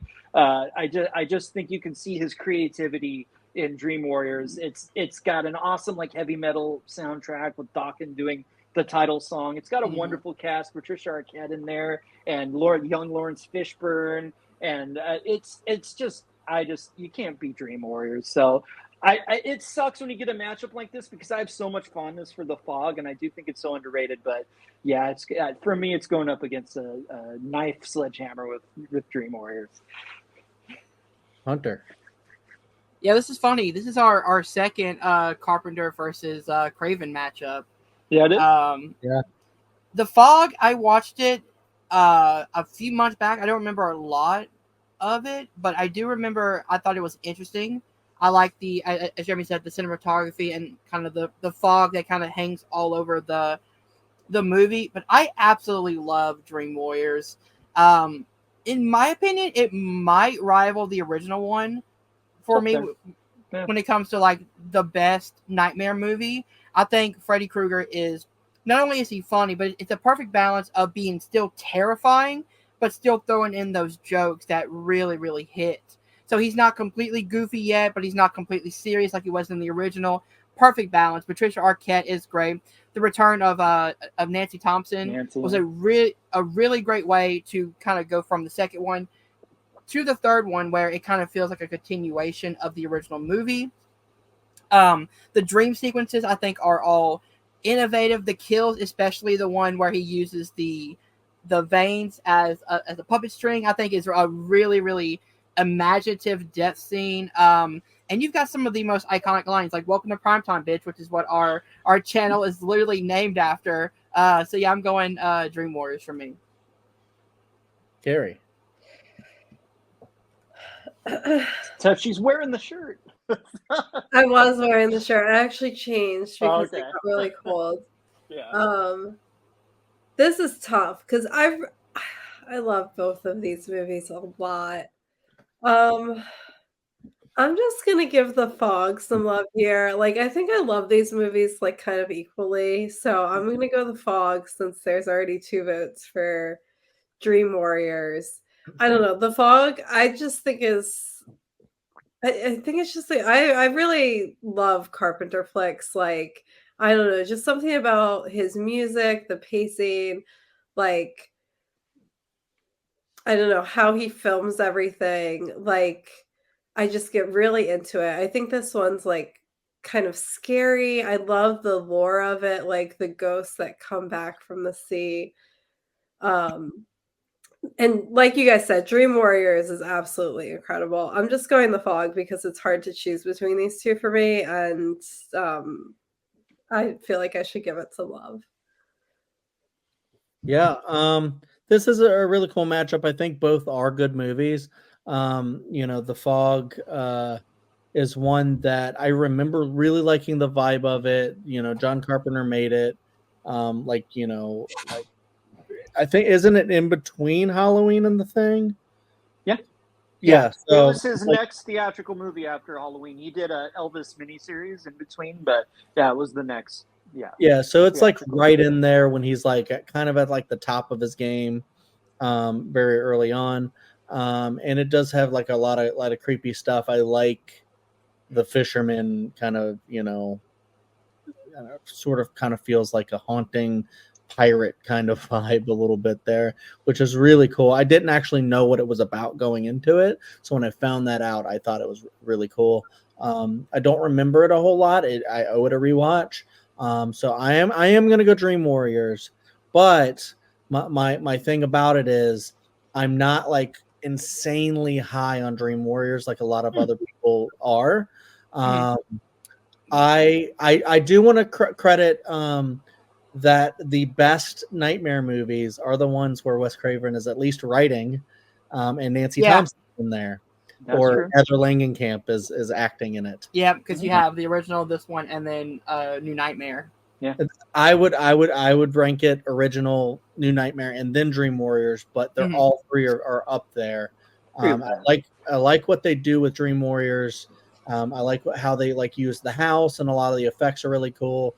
I like the team up of all the the kids. I like Chuck Russell directing it. He brought like a very comic book like D&D style vibe to it, which is really cool. And I was looking it up, and it's just interesting how Chuck Russell was like on a tear. He did Dream Warriors, The Blob, and then The Mask. The Mask. And then a little bit later, he made The Scorpion King. So I guess he didn't hold on to it for very long. Ooh. But, it started going downhill when he did Eraser with Schwarzenegger. That was like the falling off point. But Dream Warriors does have a lot of really great stuff to love. I can totally see why this, for a lot of people, it's their number one. Mm-hmm.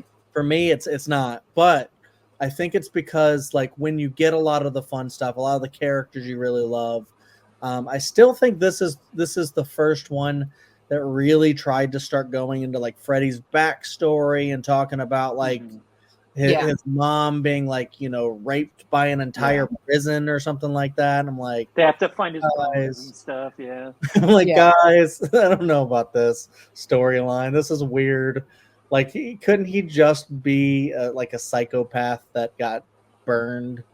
Mm-hmm. But it is what it is. They decided to go into a whole backstory and mythology for Freddy Krueger. And I mean, I guess if you're trying to do an entire franchise, that's what you have to do.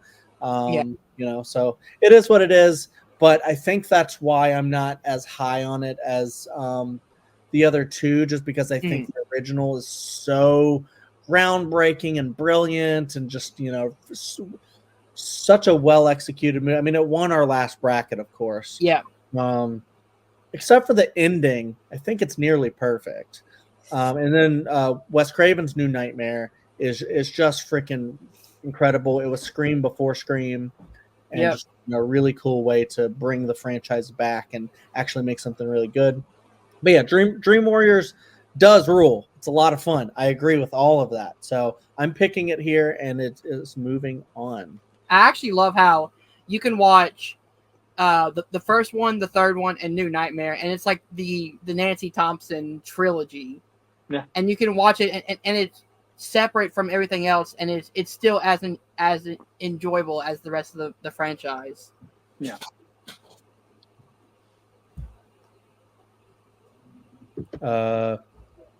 Carrie, check your texts. That's all I'm going to say. I'm going to cut this part out.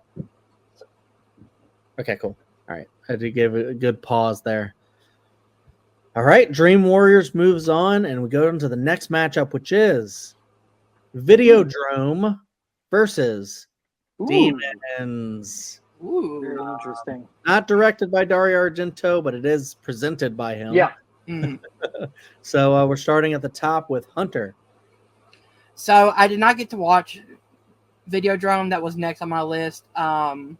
But I really love Demons. I like the use of the theater setting. I think was really cool. It was like kind of meta in a way where like you're watching a movie about people going to the movies and then they get turned into these kind of demon zombie type creatures. It's a really, really fun movie. And because I haven't watched Videodrome, I'm going with Demons. Totally. Carrie. Yeah, this Videodrome is another one. I was in the room while it was playing, but I was asleep for most of it. So I really need to give it like a good actual watch. But Demons was really cool. I think it was it went on a little long. But the special effects are really cool. Like the story is awesome. Like it's a really cool movie. So I'm gonna go Demons. Carrie, I think Demons is the one, correct? That where they're actually snorting Coca-Cola. Yes. Okay. Yeah. That's true. Yeah. And we were like, wait, what? They got straws I in the assumed Coke and that they're the Coke snorting it? was in the Coca-Cola can. Yeah, But, I think that's what kind of what I thought it was. But... that's what it's revealed to be. I think a little bit like at first it looks like they're literally just snorting Coca-Cola, the soft drink. Yeah. But then I think they show that there's Coke in the Coca-Cola can. Oh. Which there used to be cocaine in Coke, so it makes so much sense. Yep. Yeah, no, I actually kind of agree with Carrie. I mean, I did watch all of Videodrome. But yeah, it's one that it's kind of like Ring or Ringu, where it's like kind of like it's not like a haunted videotape, but it's kind of got like a videotape with effects. There's a spoiler. There's like a guy that like dies like right when he's talking to you on the camera or whatever, and it's like what the. So there's a lot of really interesting stuff. I think James Woods is an interesting lead in the movie. I liked him. The ending was really wild and kind of cool. It's a very trippy movie, which I liked. Of course, a lot of body horror, which actually somewhat turned me off. But I don't know. I'm iffy with body horror a lot of the times. Where I'm like, oh, it's too gross. I got to turn my head away. And Videodrome has some stuff in there that's like that. Like kind of like Tetsuo, a lot of body horror, a lot of like sexual vibes to it. So it's one of those. But I think David Cronenberg likes to make movies like that a lot. Like, didn't he also make that movie Crash? Yeah. Yeah. Yep. So kind of he's right up the Tetsuo alley. Another one that inspired Titan for sure. Yeah. Yep. So there you go. I liked it. I have it on Criterion, so I'm probably gonna watch it again and watch all the added features and stuff like that, just to get more into it. But I thought Demons was the more fun movie that I enjoyed more. It kind of has like a sort of like a Dawn of the Dead type of vibe, where it's just a bunch of people kind of trapped in a thing where there's a threat. And I thought the makeup was really good, and just the fact that it's not zombies, it's demons, I think is kind of cool. And it's all Italian or whatever. No, it's not even Italian, is it? It is. Yeah. It is. Yeah. Okay. They're dubbed into English, but it's an Italian. That's why I got confused. So it's really cool there too. And after going to Italy, it'd be fun to rewatch this one. Yeah. And a lot more Argento, because I like his style. Demons really fun. I'll say Demons. Jeremy. I am a big fan of both of these movies. Videodrome I've seen many times over the years. Demons I just came to recently.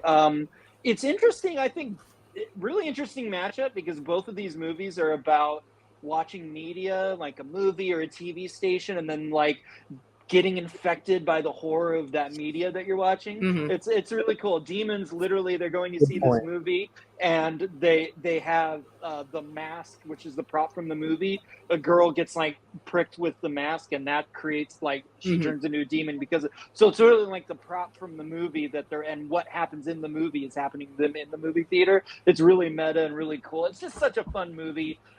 Keeping it's like a bottle episode of a TV show where most of the movie's in that theater, and they're trying to fight off the demons, and ultimately where he takes it, where there's literally a guy with the sword on a motorcycle taking out all the demons, and then a freaking helicopter crashes through the ceiling into the movie. It's just so cool where it goes.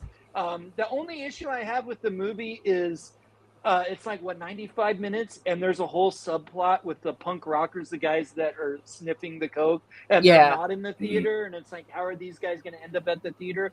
Like, I literally think you could take that whole subplot out of the movie and make it like an 80-minute movie, and it would be stronger. I feel like they were kind of trying to pad it out a little bit, and I didn't like those characters at all. Videodrome, it's a really interesting movie. It is, James Woods plays this sleazy like TV producer guy, and it was at this time. People probably don't know about it now, but there were like you could pick up video signals like on a TV transmitter and get like pirate stations that people were doing, and he's like tapping into these crazy TV stations where people are possibly actually getting killed on camera, and weird sex stuff's going on. And the kind of the concept that Cronenberg was going into was the media that you watch can actually change your mind and change who you are as a person. And I think there's actually been psychological studies about that over the years, about how certain pornography, like actually watching death happening on screen, it does alter like your mind and stuff. So I think Videodrome it's not the easiest watch. It's dealing with some heavy material, but I do think it's a really interesting movie. And the fact that he starts having these visions and body horror and weird things, and actually like a video cassette's coming out of him and all this crazy stuff, because he's indulged in this stuff that changes you is really interesting. So I would give the side edge to Videodrome because I think Cronenberg is a important director. I think he's dealing with some interesting material. Demons is fun, but like I said, if it had been shortened a little bit, like focused it a little more, maybe it would have gotten the edge over Videodrome. But for me, it would be Videodrome. But I know I'm overruled a little bit because Videodrome it is heady material, so I get it. I think I think Videodrome is one that probably upon rewatch could easily grow on some of us who've only seen it like once or Carrie who fell asleep think during about it. kind of like see and like contextualize it a little bit, like all of the stuff that's happened since then. It's really interesting when you dig into it. Yeah, I like because I said I have it on Criterion. I like those like challenging horror movies that I have on like Criterion, because another one that Carrie and I didn't really like, but I want to revisit and contextualize on a second watch, and I have it on Criterion now, and Carrie probably won't want to watch it with me, but it's Don't Look Now, so we'll talk about that. Oh yeah, the Nicholas Rogue, and the later one, isn't it 70s? Yeah. Yes. I think it's probably going to be on our 70s horror bracket. But that's another challenging one that I want to revisit. So, I like challenging horror that makes me want to rewatch it and go, like, not that I have to, but want to rewatch it and go, is there something that I'm missing that I could get more out of later? And even watching Videodrome, I was like, this is probably going to be better on a rewatch. Hunter, did you talk already? I went first. Demons is moving on. Yep. A lot of people might be surprised by that. I think Videodrome is liked. But Demons is moving on. We'll go to The Evil Dead. The Evil Dead versus Little Shop. Oh no! Little Shop. Oh no! Horrors. I think I'm gonna be hated on this. I know where you're going then. Okay. Little Shop of Horrors is really great. It's mostly fun, but the ending is we were talking about this in the chat. The theatrical version has a happy ending, and then the original ending was not so happy. It is a really fun one. I haven't seen it in a while. And I really adore it. But The Evil Dead is like one of my favorite horror movies of all time. And I watch it just so much more. I think it's so scary. And it's my favorite in the franchise. So I'm going The Evil Dead. Really? The original one? Awesome. Yes. That shouldn't be surprising. The Evil Dead is one of the greatest horror movies ever. I love it's kind of like a Halloween for me, where I love just how, on the ground it was, where it's like, like what they shot, what they edited. Sam Raimi is just a genius. I love Sam Raimi to death. I think, he's just what they were able to do with just a bunch of kids getting together to make a horror movie. And then they ended up making one that's just very scary, very creepy. They'll get more into, like with Evil Dead 2, like, kind of like inventing shots and ways of filming techniques and just really interesting stuff, like, to make a horror movie. And so you can like watch it and just kind of marvel at it as you're like, scared. And Evil Dead 2, you're laughing and as well. But this one, you're not laughing as much. Some of it feels sometimes a little bit like kind of campy with, like Linda when she's laughing and stuff like that is a little silly, but also kind of creepy. So it's got both there as well. But The Evil Dead is super creepy and scary too. And I like, how they were able to make it. And, Bruce Campbell as Ash ended up becoming super iconic. One of the greatest horror heroes. I don't know. I mean, the poster is iconic. I love pretty much everything about it. I think most people do go to Evil Dead 2 more so, but I think the Evil Dead being your favorite makes a ton of sense because it's so cool. Yeah. Little Shop of Horrors, I also really love. I am going The Evil Dead, but the Little Shop of Horrors I really love. I think it's a very fun musical. You know, it does dip into the horror, but it's not like as horrific as The Evil Dead, especially when you get to like the end of The Evil Dead and like the book with the tongue and the stop motion is so wild and crazy. Um, and then, you know, of course, like, you know, chainsawing people up and, you know, stuff in the cellar and all the crazy wild shit. But Little Shop has a lot of really fun songs. I like the story. I love Rick Moranis, Steve Martin, Bill Murray. Bill Murray, who like goes in because he likes to be tortured by the dentist. He's just I'll have something to say about that. Interesting character. John Candy in one scene. Just how they Winkerson. Yeah, the effects that they use, like about doing the dentist with like the big mouth or whatever I'm remembering from that movie. It's just like some incredible imagery there. And then Audrey 2, is that her name? Audrey too. Yep. Audrey 2 is a really cool character. Feed me. It's just a really cool, fun movie. But yeah, The Evil Dead, it's just so freaking iconic, and I love Sam Raimi and Bruce Campbell so much. So The Evil Dead for me. Jeremy. All right, this is where I'm the bad guy. Sorry, everybody. The Evil Dead is a movie that I absolutely respect and appreciate. These scrappy Michigan guys coming together to make this low budget horror movie and inventing a lot of like visual horror cinema that would be, you know, inspiration to so many filmmakers going forward. The idea of taking the camera and putting it on a board and putting it in fast motion and getting the viewpoint camera, you know, everything that they did was stop motion, and then just the idea that not Bruce Campbell's going to have blood splash on him, but it's going to be like a fountain of blood. Just all of these ingenious things that they do in this movie. It's so I so appreciate it, and I'm so inspired by it. But I don't love that movie like I do Evil Dead 2, like I do Army of Darkness, like even the Fede Alvarez one. I just think it kind of like what I was saying with couple other movies.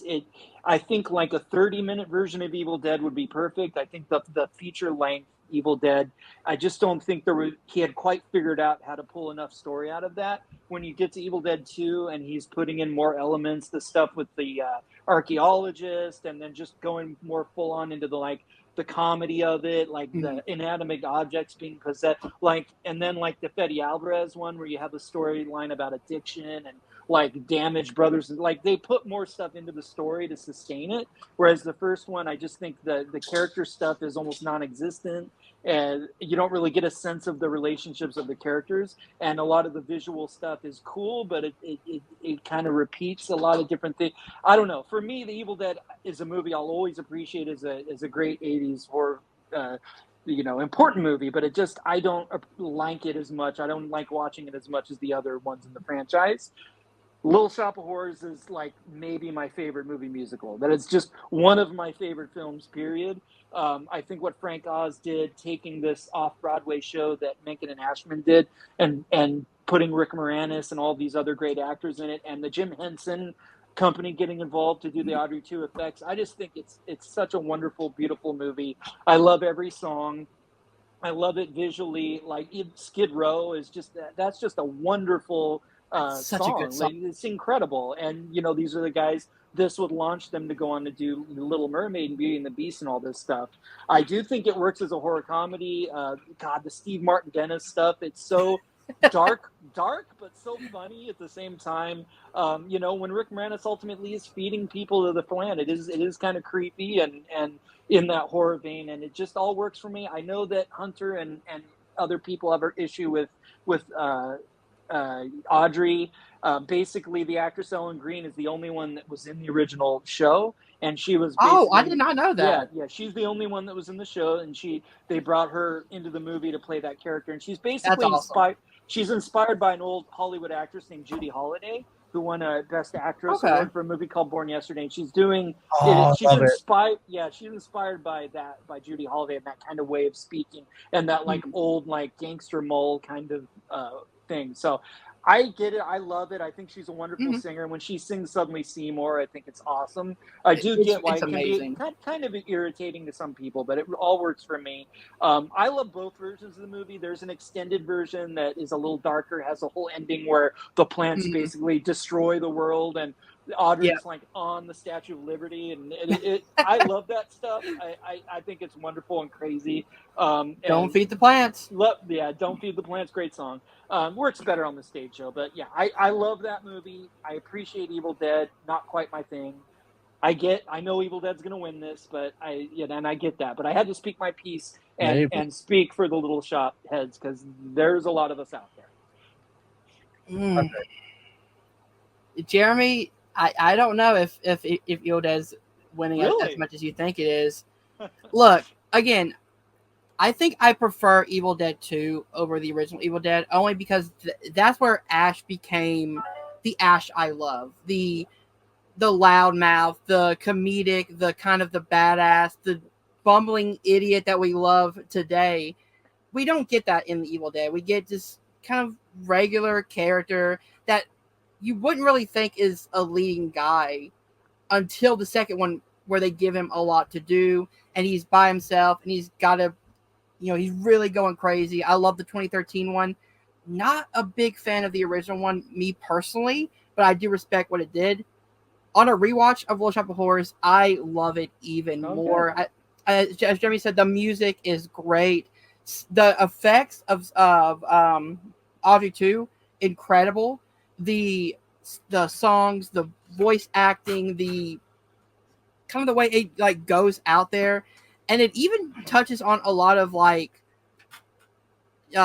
tough topics like spousal abuse and kind of the workings of that, and like what would somebody do if their abuser was dead. Like so many like deep stuff like you wouldn't think about in this kind of fun musical. I'm going Little Shop of Horrors here. Wow.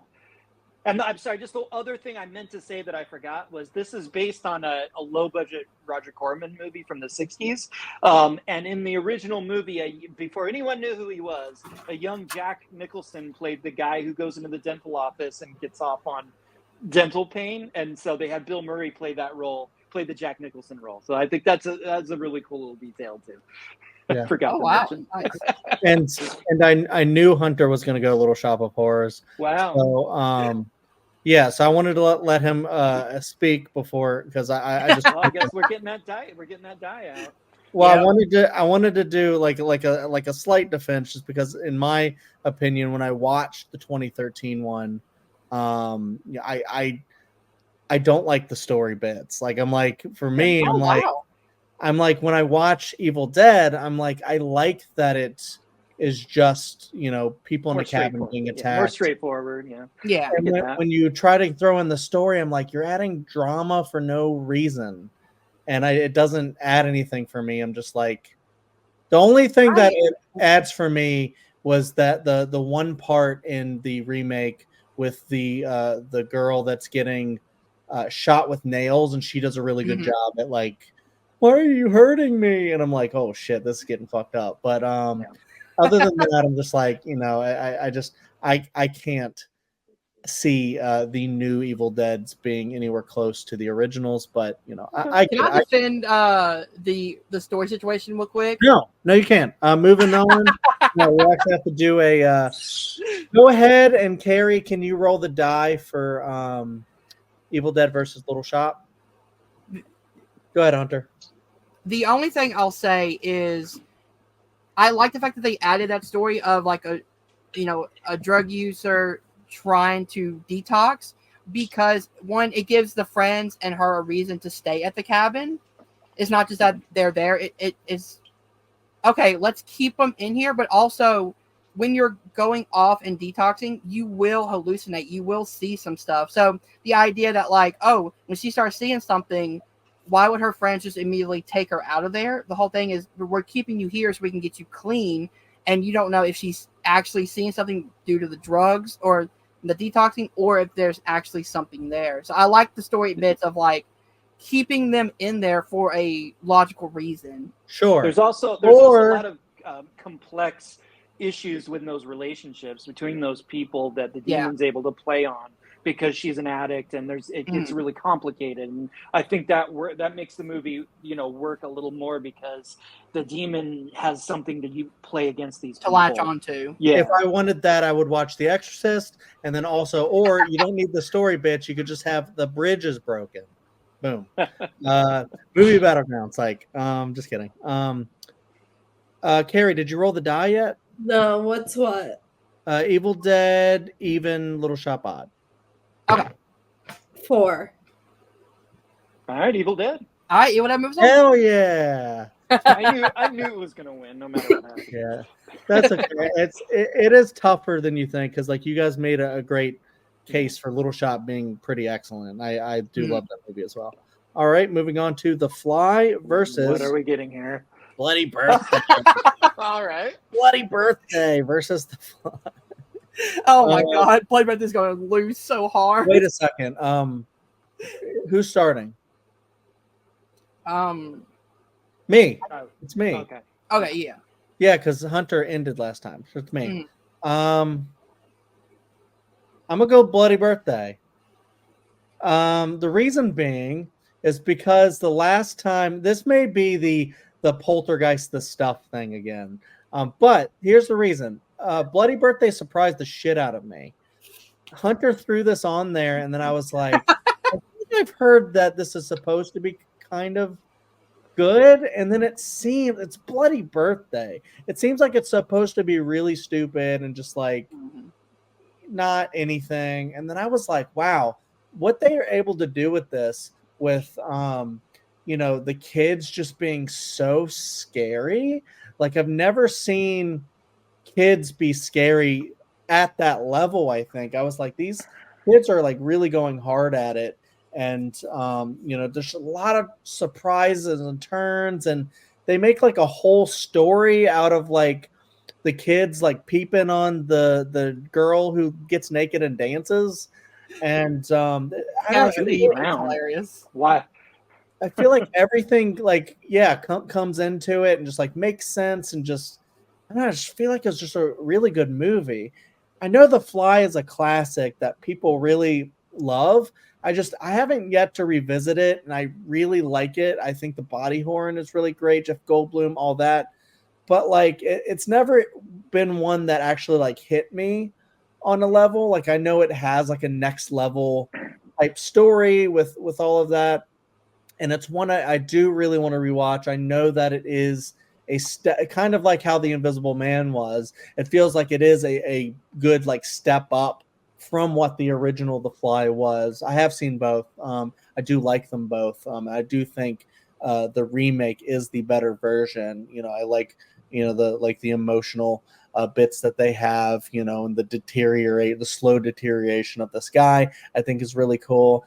And I think The Fly is gonna win. So that's why I'm kind of pulling the fog here, where I'm giving an edge to the Bloody Birthday because it surprised me. Whereas The Fly is just one that is well regarded, that I watched and I was like, yeah, it's good. So I'll go Bloody Birthday. Jeremy, why is The Fly better than Bloody Birthday? Okay, I get it. Like, there's those campy, super low budget 80s movies that are just freaking wild that you have fun with. Like, I feel like Bloody Birthday is definitely in the sleepaway camp, sort of.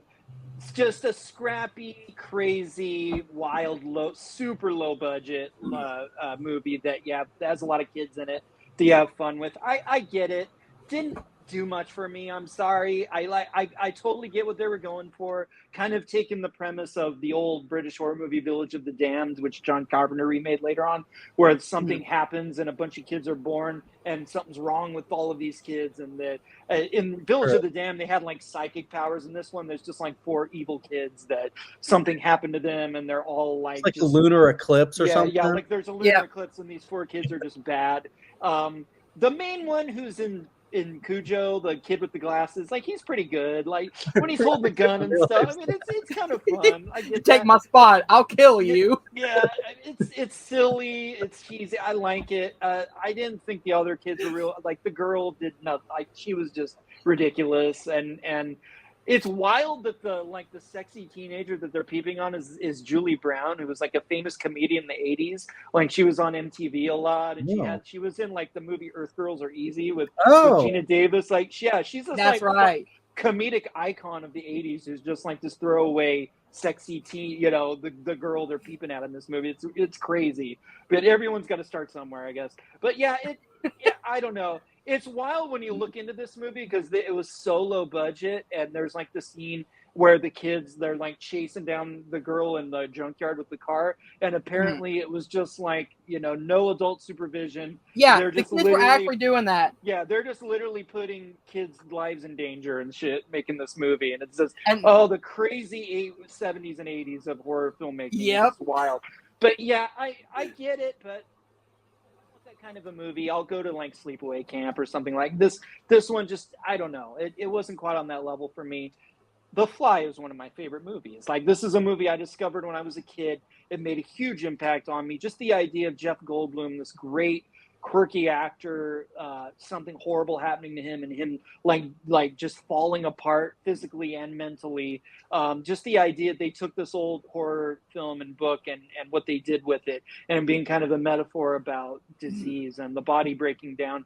It's disgusting, it's horrifying, but it's got a wonderful love story with Jeff Goldblum and Gina Davis, incredible actors. John Getz is her like creepy ex-boyfriend who ultimately kind of becomes heroic, is awesome as well. He's from the Coen Brothers film Blood Simple. So really great actor. Yeah, I just think it's an incredible film. It's like Cronenberg going from like the Videodrome sort of films, The Brood, these more like underground kind of like more surreal movies, and then making like a straightforward sci-fi horror film, but bringing that sort of gravitas and the more thoughtful elements to it. And it's just one of my favorites.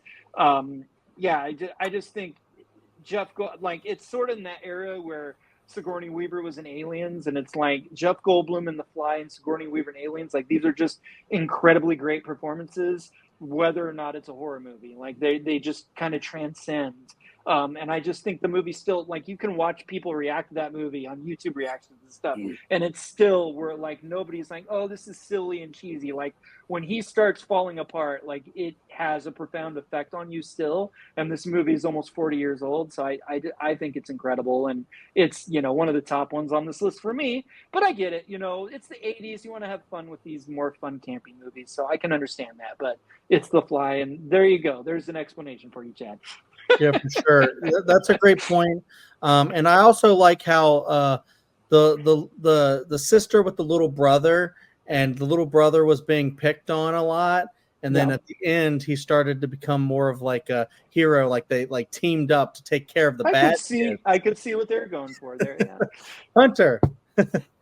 I am so glad that Chad picked Bloody Birthday, because I'm going Bloody Birthday as well. I love. We got to see what this guy is going to do for us. I love this movie so much. I think if The Fly loses, Jeremy might just leave. That's okay. Go ahead, Hunter. Oh man, Billy Jane is great as Curtis, as the lead kid. For kid actors, he's not bad. In the 80s, he's not bad, but this movie, it just goes completely insane. That whole hide and seek scene is in the junkyard is great when they tie that kid into the refrigerator or the car, and they kind of close him down. He has to find a way to escape. That was terrifying. It is a fridge. He gets trapped in a fridge. In a fridge, that's right. Yeah. But like they're chasing the girl with the teenager with the car. Yeah. And then like he's trying to escape, and it's really claustrophobic. I love that scene. It's so wild. It's so insane. And again, The Fly is great, but with these 80s horror movies, I want something that's kind of fun, kind of entertaining that I can turn my brain off and watch. And Bloody Birthday is exactly what I'm looking for. But also, I'm someone who loves like B-level horror movies. Like I love like, you know, Bloody Birthday and, you know, just Bucket of Blood and all these kind of B-level horror movies that a lot of people don't like. So Bloody Birthday kind of tends to what I'm looking for in 80s type movies. But yeah, that's what I'm going for. Bloody Birthday. Carrie.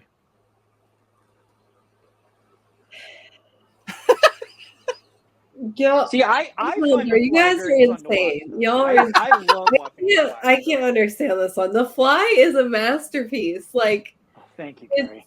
it's so brilliant. The special effects are incredible. It's terrifying. It's just an amazing body horror movie.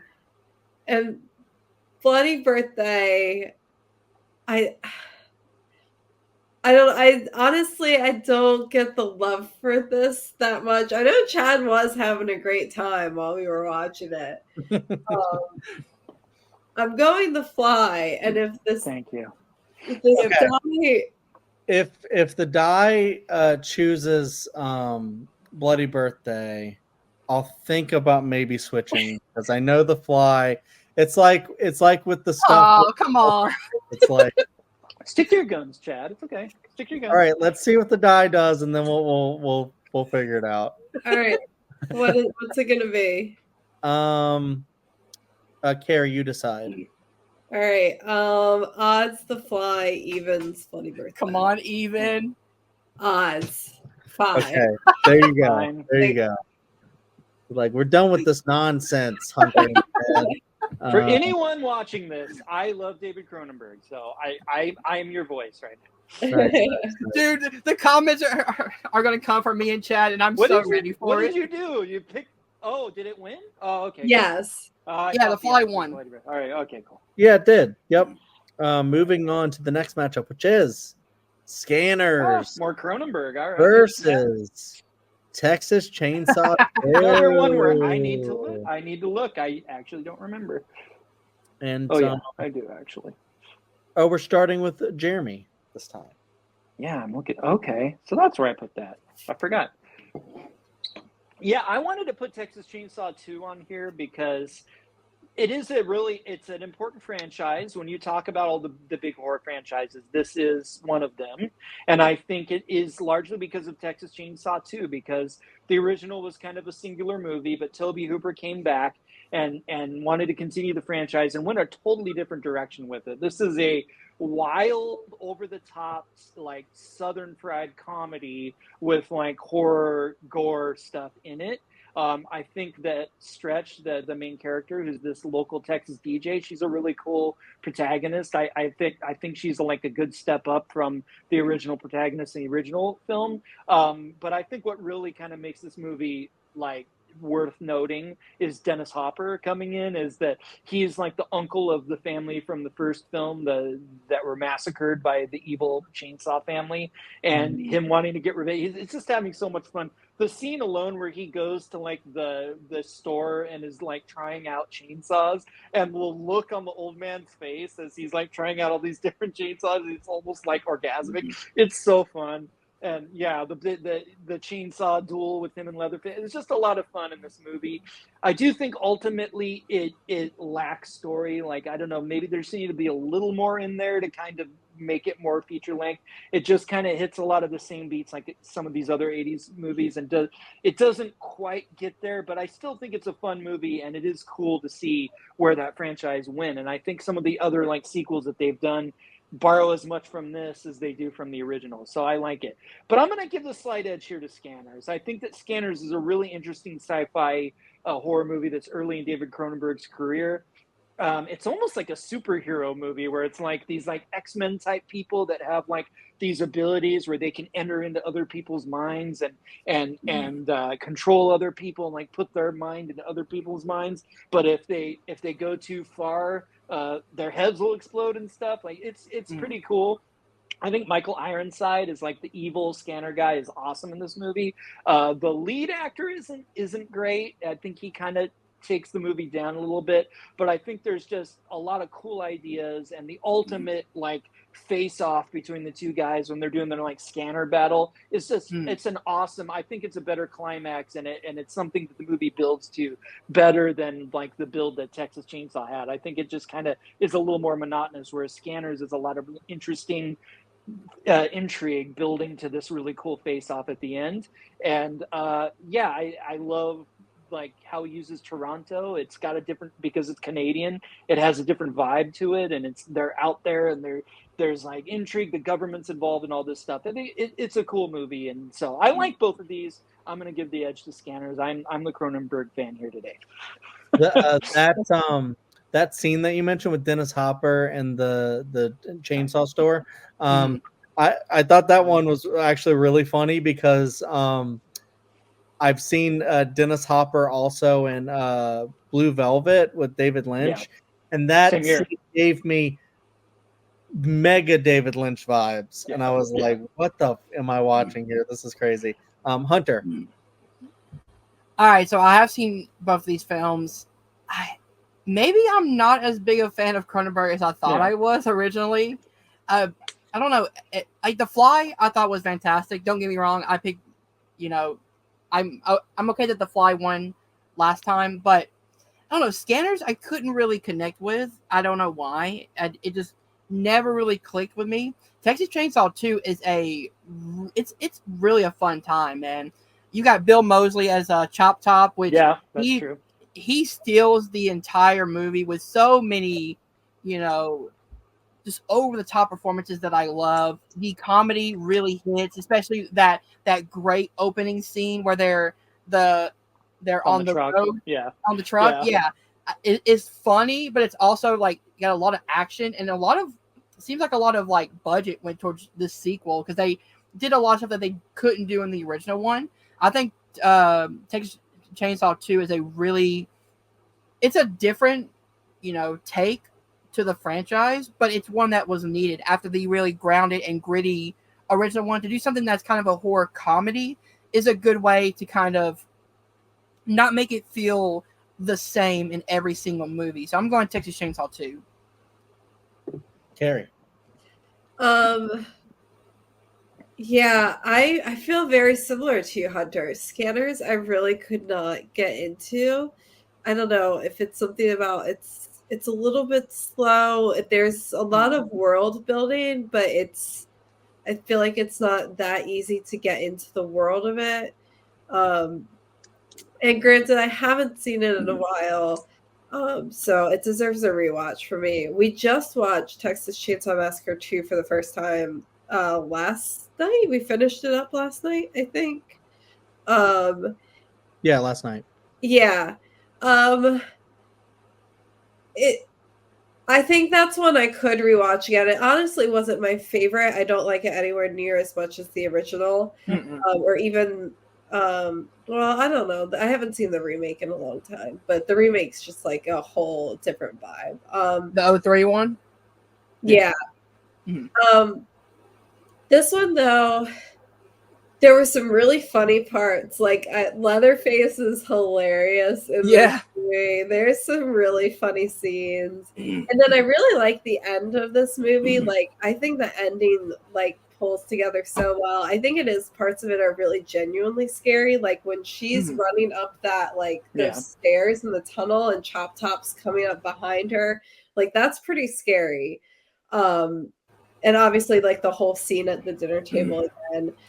I just couldn't get as much into this. Like, there was a lot of I didn't really like this actress in this movie, and not any fault to her. I think the direction, I think the direction maybe, or something. I don't, just like, and I guess maybe it was supposed to come off humorous, but like some of the facial expressions and obviously, you would scream a lot in this situation, but there was just like so much screaming. I was like, I'm really repetition at this point. Like, and kind of like some of the scenes just went on way too long, I think, like individual scenes. When she's like trapped by Leatherface in the radio, place. It's like funny at first, and then I feel like it goes on too long. And like the same thing with the kind of dinner scene.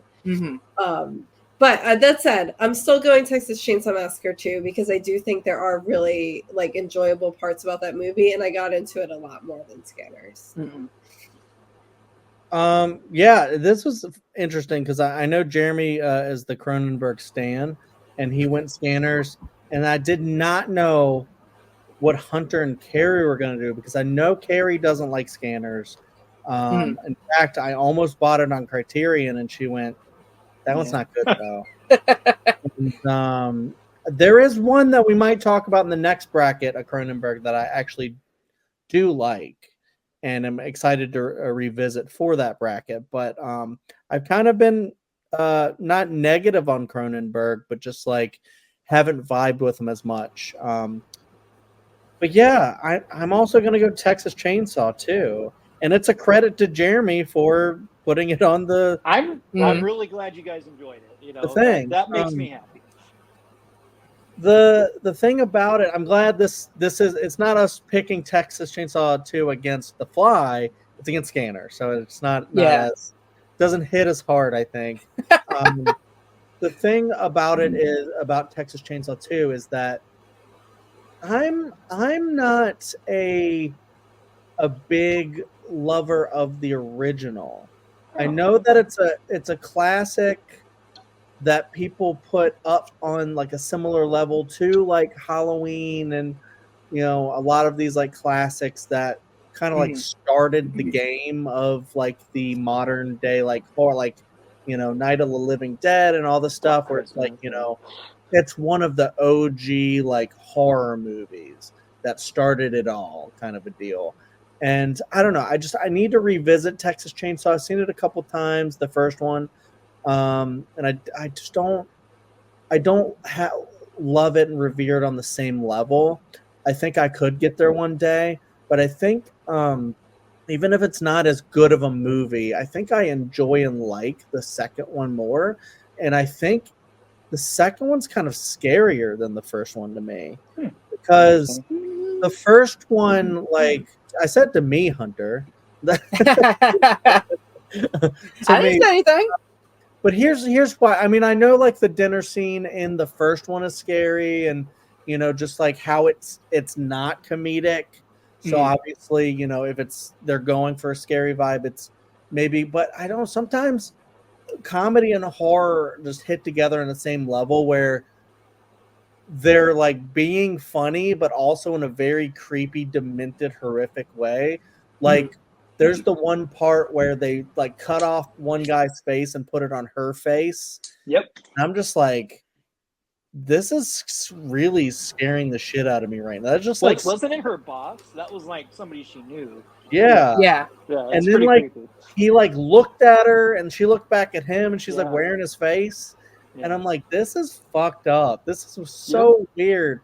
And then you have like the Chop Top guy, and he's got like a dead corpse on his hand that he's wearing. His puppet. And I'm like, this is scary as hell. I don't remember anything like this being in the original movie.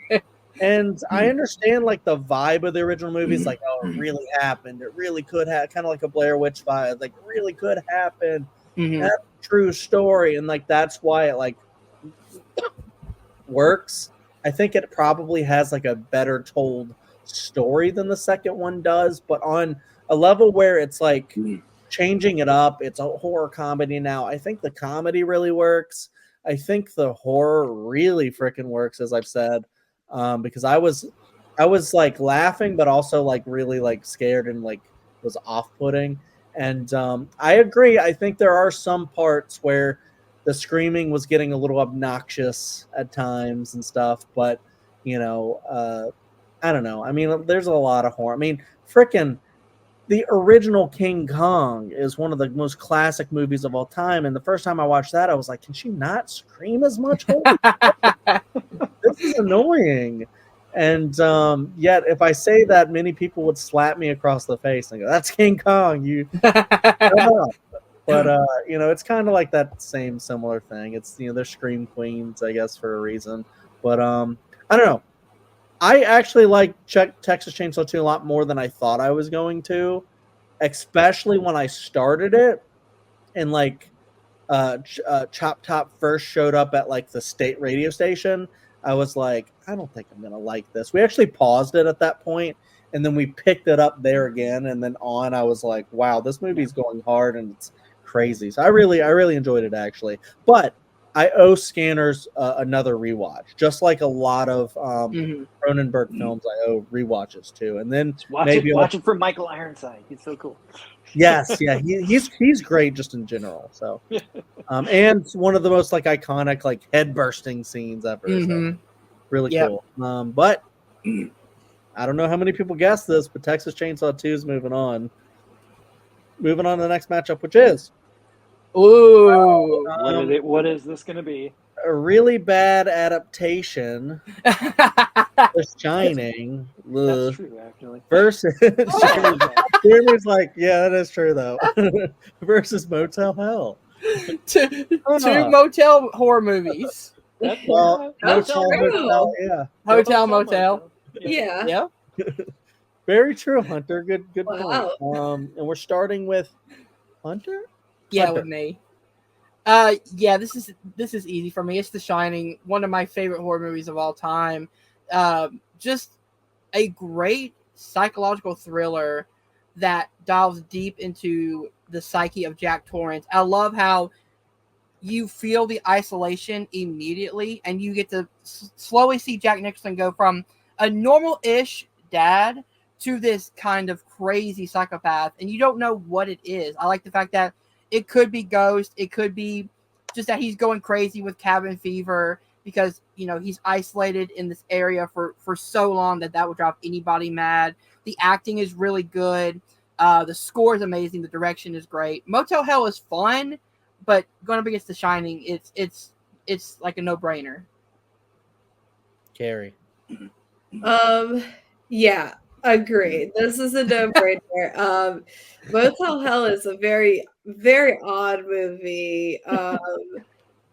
It's not even one that's I feel like is so bad it's good. I think it's just like a little weird, and there were some funny moments, but I was not really into it. And The Shining is like an absolute masterpiece. Like I adore that movie so much. It's one of my favorite movies of all time.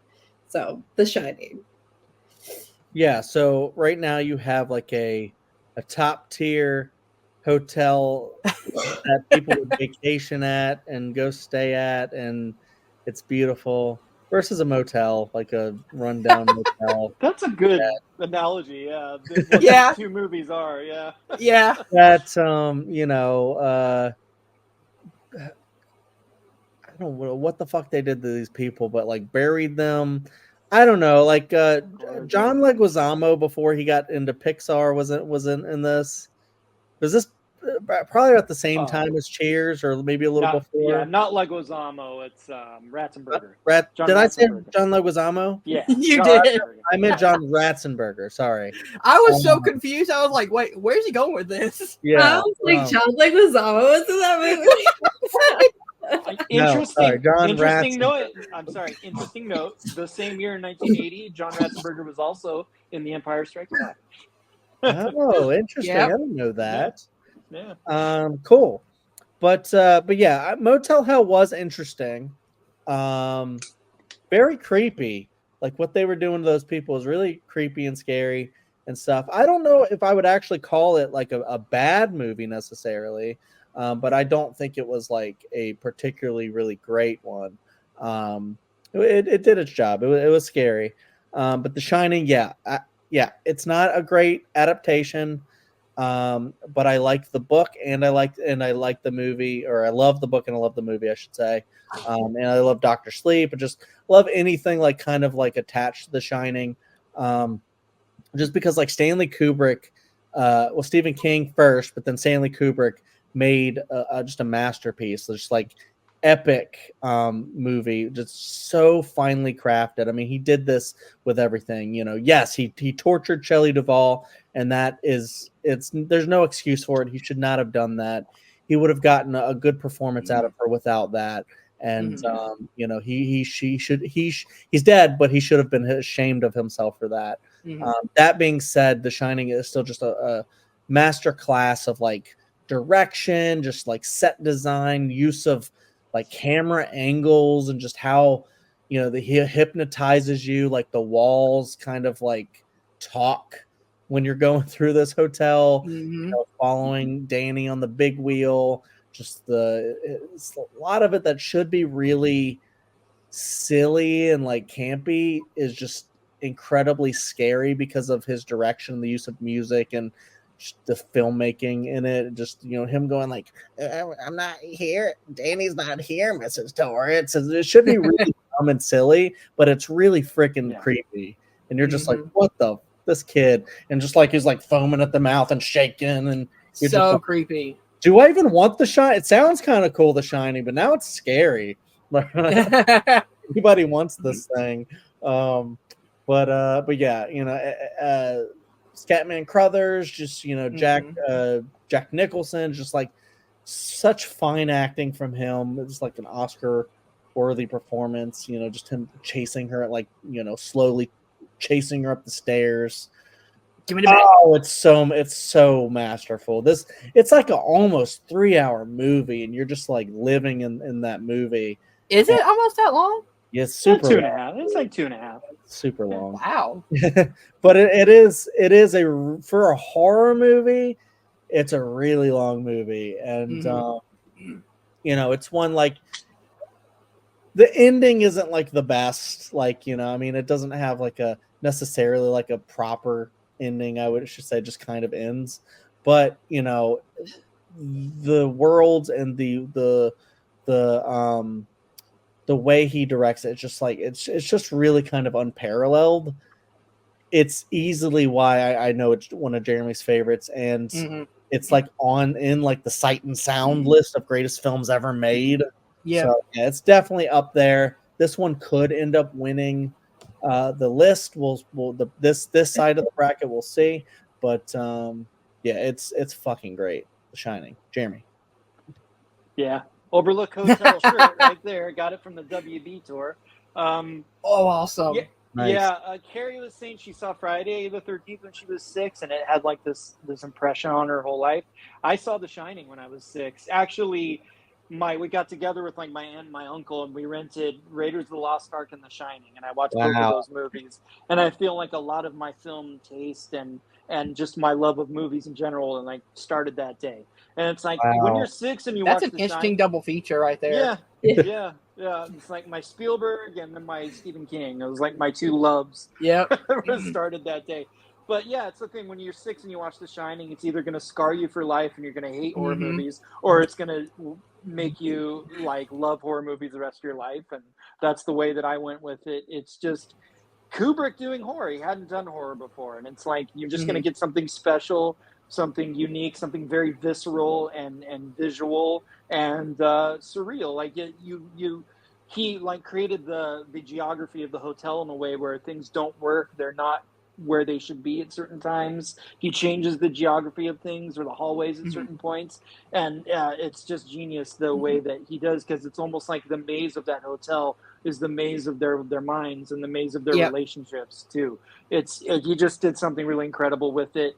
I was serious when I said it's a bad adaptation, because It it is. totally takes what the book was about, which was about this dad who was struggling with alcoholism and the Mhm. demons being preyed upon by this supernatural force, and ultimately realizing he loved his family and he like had to stop what was happening and sacrifice himself Mhm. for the love Yeah. of his family. And that's what the book's about. The movie isn't. The movie is about like how men and the patriarchy and husbands and all this stuff are the ultimate evil, and they destroy everything. And people that create hotels and create industry, these men that have wealth and have power, down to people that are just like middle class people, the Mhm. men and the energy of men and who they are, and when they become alcoholics and everything, is this destructive force that almost echoes through life, like almost with the supernatural power. And it is ironic that Kubrick was like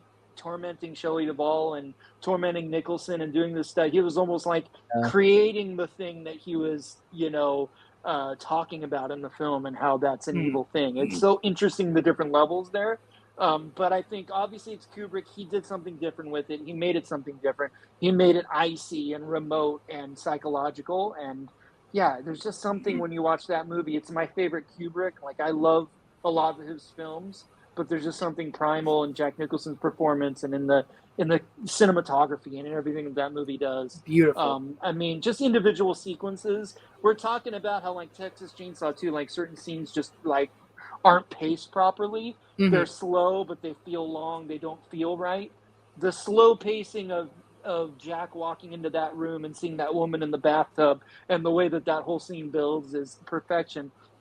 Every scene where he goes into the ballroom and suddenly the people from the 1920s are there and he's talking to them, all of that plays out is genius. And I do got to disagree with Chad. I think the ending is so perfect, just the way that it cuts to Jack's ultimate fate and then going into that picture at the end and how it recontextualizes things, and it leaves you wondering, like, was this like a reincarnation story? Was this like, what was this really? If that final image is to be taken literally, how does that recontextualize things? How does that play upon things that were said about how you are the caretaker, you're always the caretaker, and kind of like that theme I was talking about, how this evil patriarchy and abuse of these men kind of it just goes forward into new generations and stuff. There's just so much there. Quickly, Motel Hell. I like Motel Hell. I think it's a fun movie. I saw it for the first time. Rory Calhoun is great as Farmer Vincent. I think he gives a wonderful performance. Obviously, they're kind of spoofing Texas Chainsaw Massacre and other movies.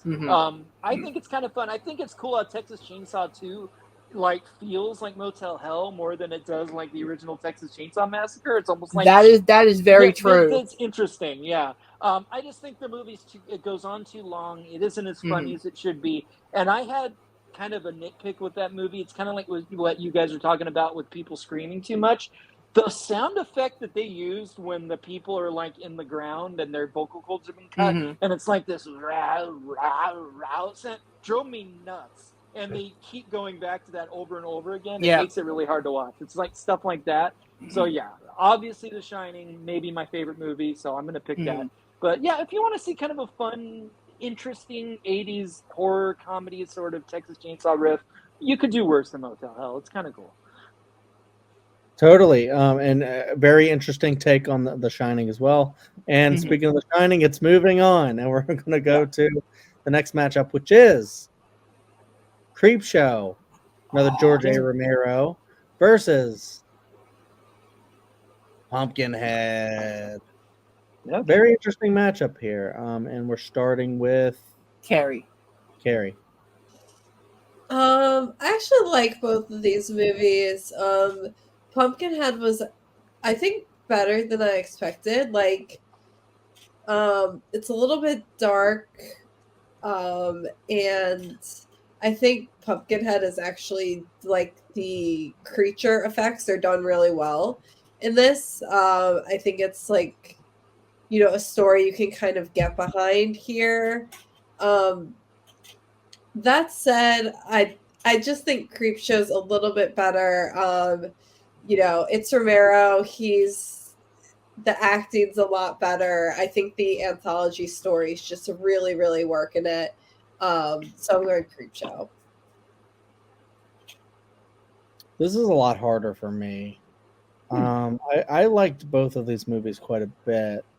I didn't expect. I think Pumpkinhead surprised me more. I didn't really know what to expect from it, and I really liked it. I liked the whole like what lengths will a father. I mean, I'm a new dad. It's like what lengths will a father go to, avenge his son, and it's like really sad. That really got to me, and it's just like, the design of Pumpkinhead is really cool. And I like how, that movie goes about and ends. It's really creepy with like the voodoo style stuff that they do is really cool. And you have to go to the old, like wise, like, creepy woman who knows how to, it was like, we can, because I think he like wants to bring his son back or whatever. Mhm. It's maybe kind of like a little bit of like a Pet Cemetery vibe to it in that way. So yeah, Pumpkinhead I think is really cool. I also do really like Creepshow a lot. I even like the sequel. I think I mean, it's Romero and King. Like, that's just like a match made in heaven, and stuff. Yeah, and I like a lot of the all of the little bits. Um, uh, in between both of the Creep shows, I think are really good. Stephen King is even in Creep Show, which I think is really Mhm. cool. I don't Tom remember. Adkins, by the way. Yeah. I don't remember every single bit from the original Creep Show, but I do know it's really good. I am torn. I will. No, Creep Show is probably going to go ahead. I'll give some love to Pumpkinhead and see how this goes. Yeah. Jeremy?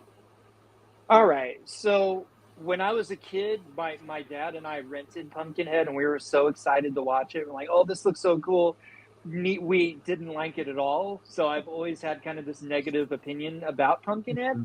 I did go back and rewatch it, and yeah, I really do appreciate. It's directed by Stan Winston, who is the Mhm. famous creature designer, did the Aliens and a lot of great movies. And this was his chance to direct the film. I think it's a really cool idea to do like a modern day dark fairy tale where a father uses a fairy tale monster to get revenge on the people that killed his kid. It's a really cool concept. Lance Henriksen is awesome as the dad. He gives a great performance. I Mhm. just don't think it all works. I appreciate it more than I did as a kid. I still just something about it. I don't know. I just none of the characters, the guys that are responsible for the death of the kid, and then he's getting revenge. I just don't like any of those characters. I don't like any of those performances, and I just think it's really contrived the way that they're like dirt biking and they kill the kid, and it's filmed in kind of an awkward way. It just none of it Mhm. feels real to me. It feels very very contrived. And I just think the movie takes a long time to get to where we know it's going.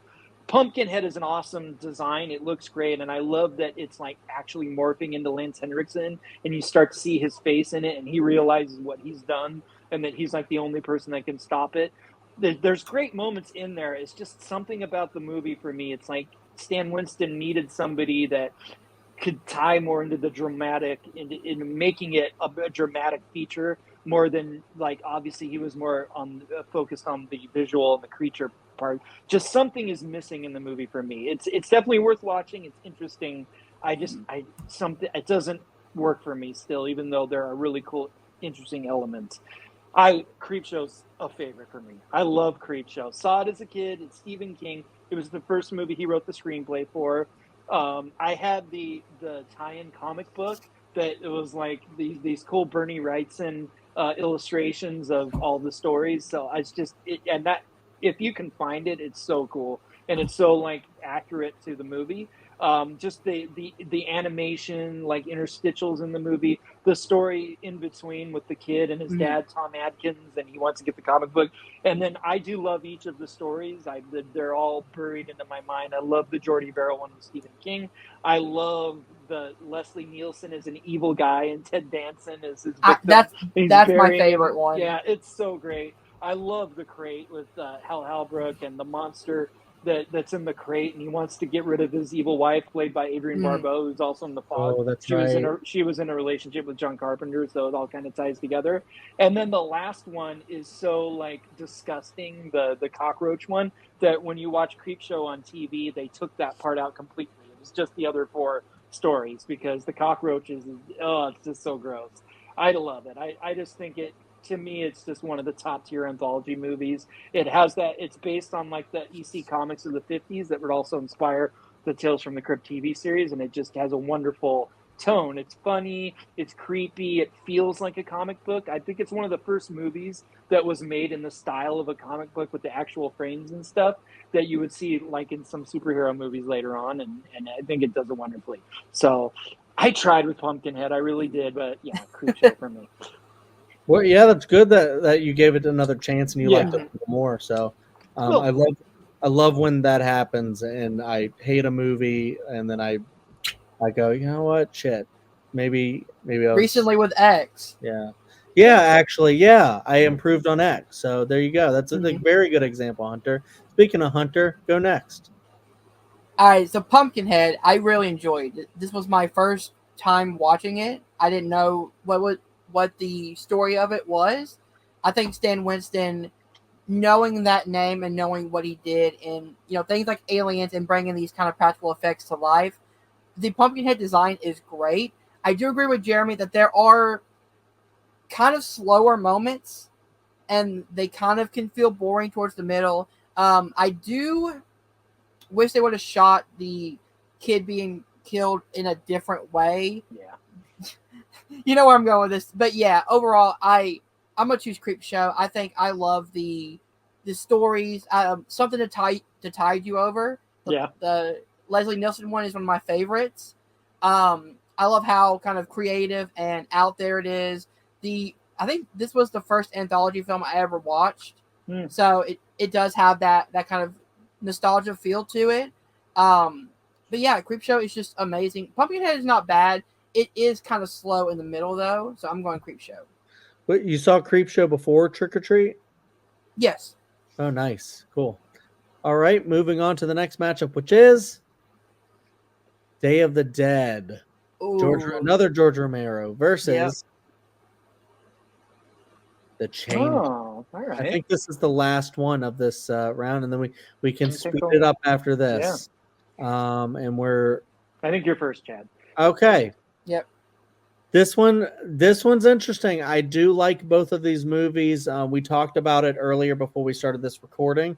The Changeling is very surprising. It wasn't at all what I thought it was going to be, and I think it had like a really good. It's been a while since I've seen it, but it had like a really good tone of like loss and trying to deal with that, and it had like a lot of like really kind of like classic creepy like old house stuff. Because like Changeling lore, there's like creepy kid, and it's like a creepy kid is replacing the actual kid, and it's not that like there's a whole lore behind like the Changeling like mythos from another country that started Changeling lore, but this one doesn't really seem to be actually like about that. So I was surprised that it wasn't like a classical like Changeling movie. So I can't remember how, and Jeremy probably knows, but I can't remember how the title actually factors in. But it is a Changeling story, but it's more like in the background. Like, yeah, it's more like the backstory.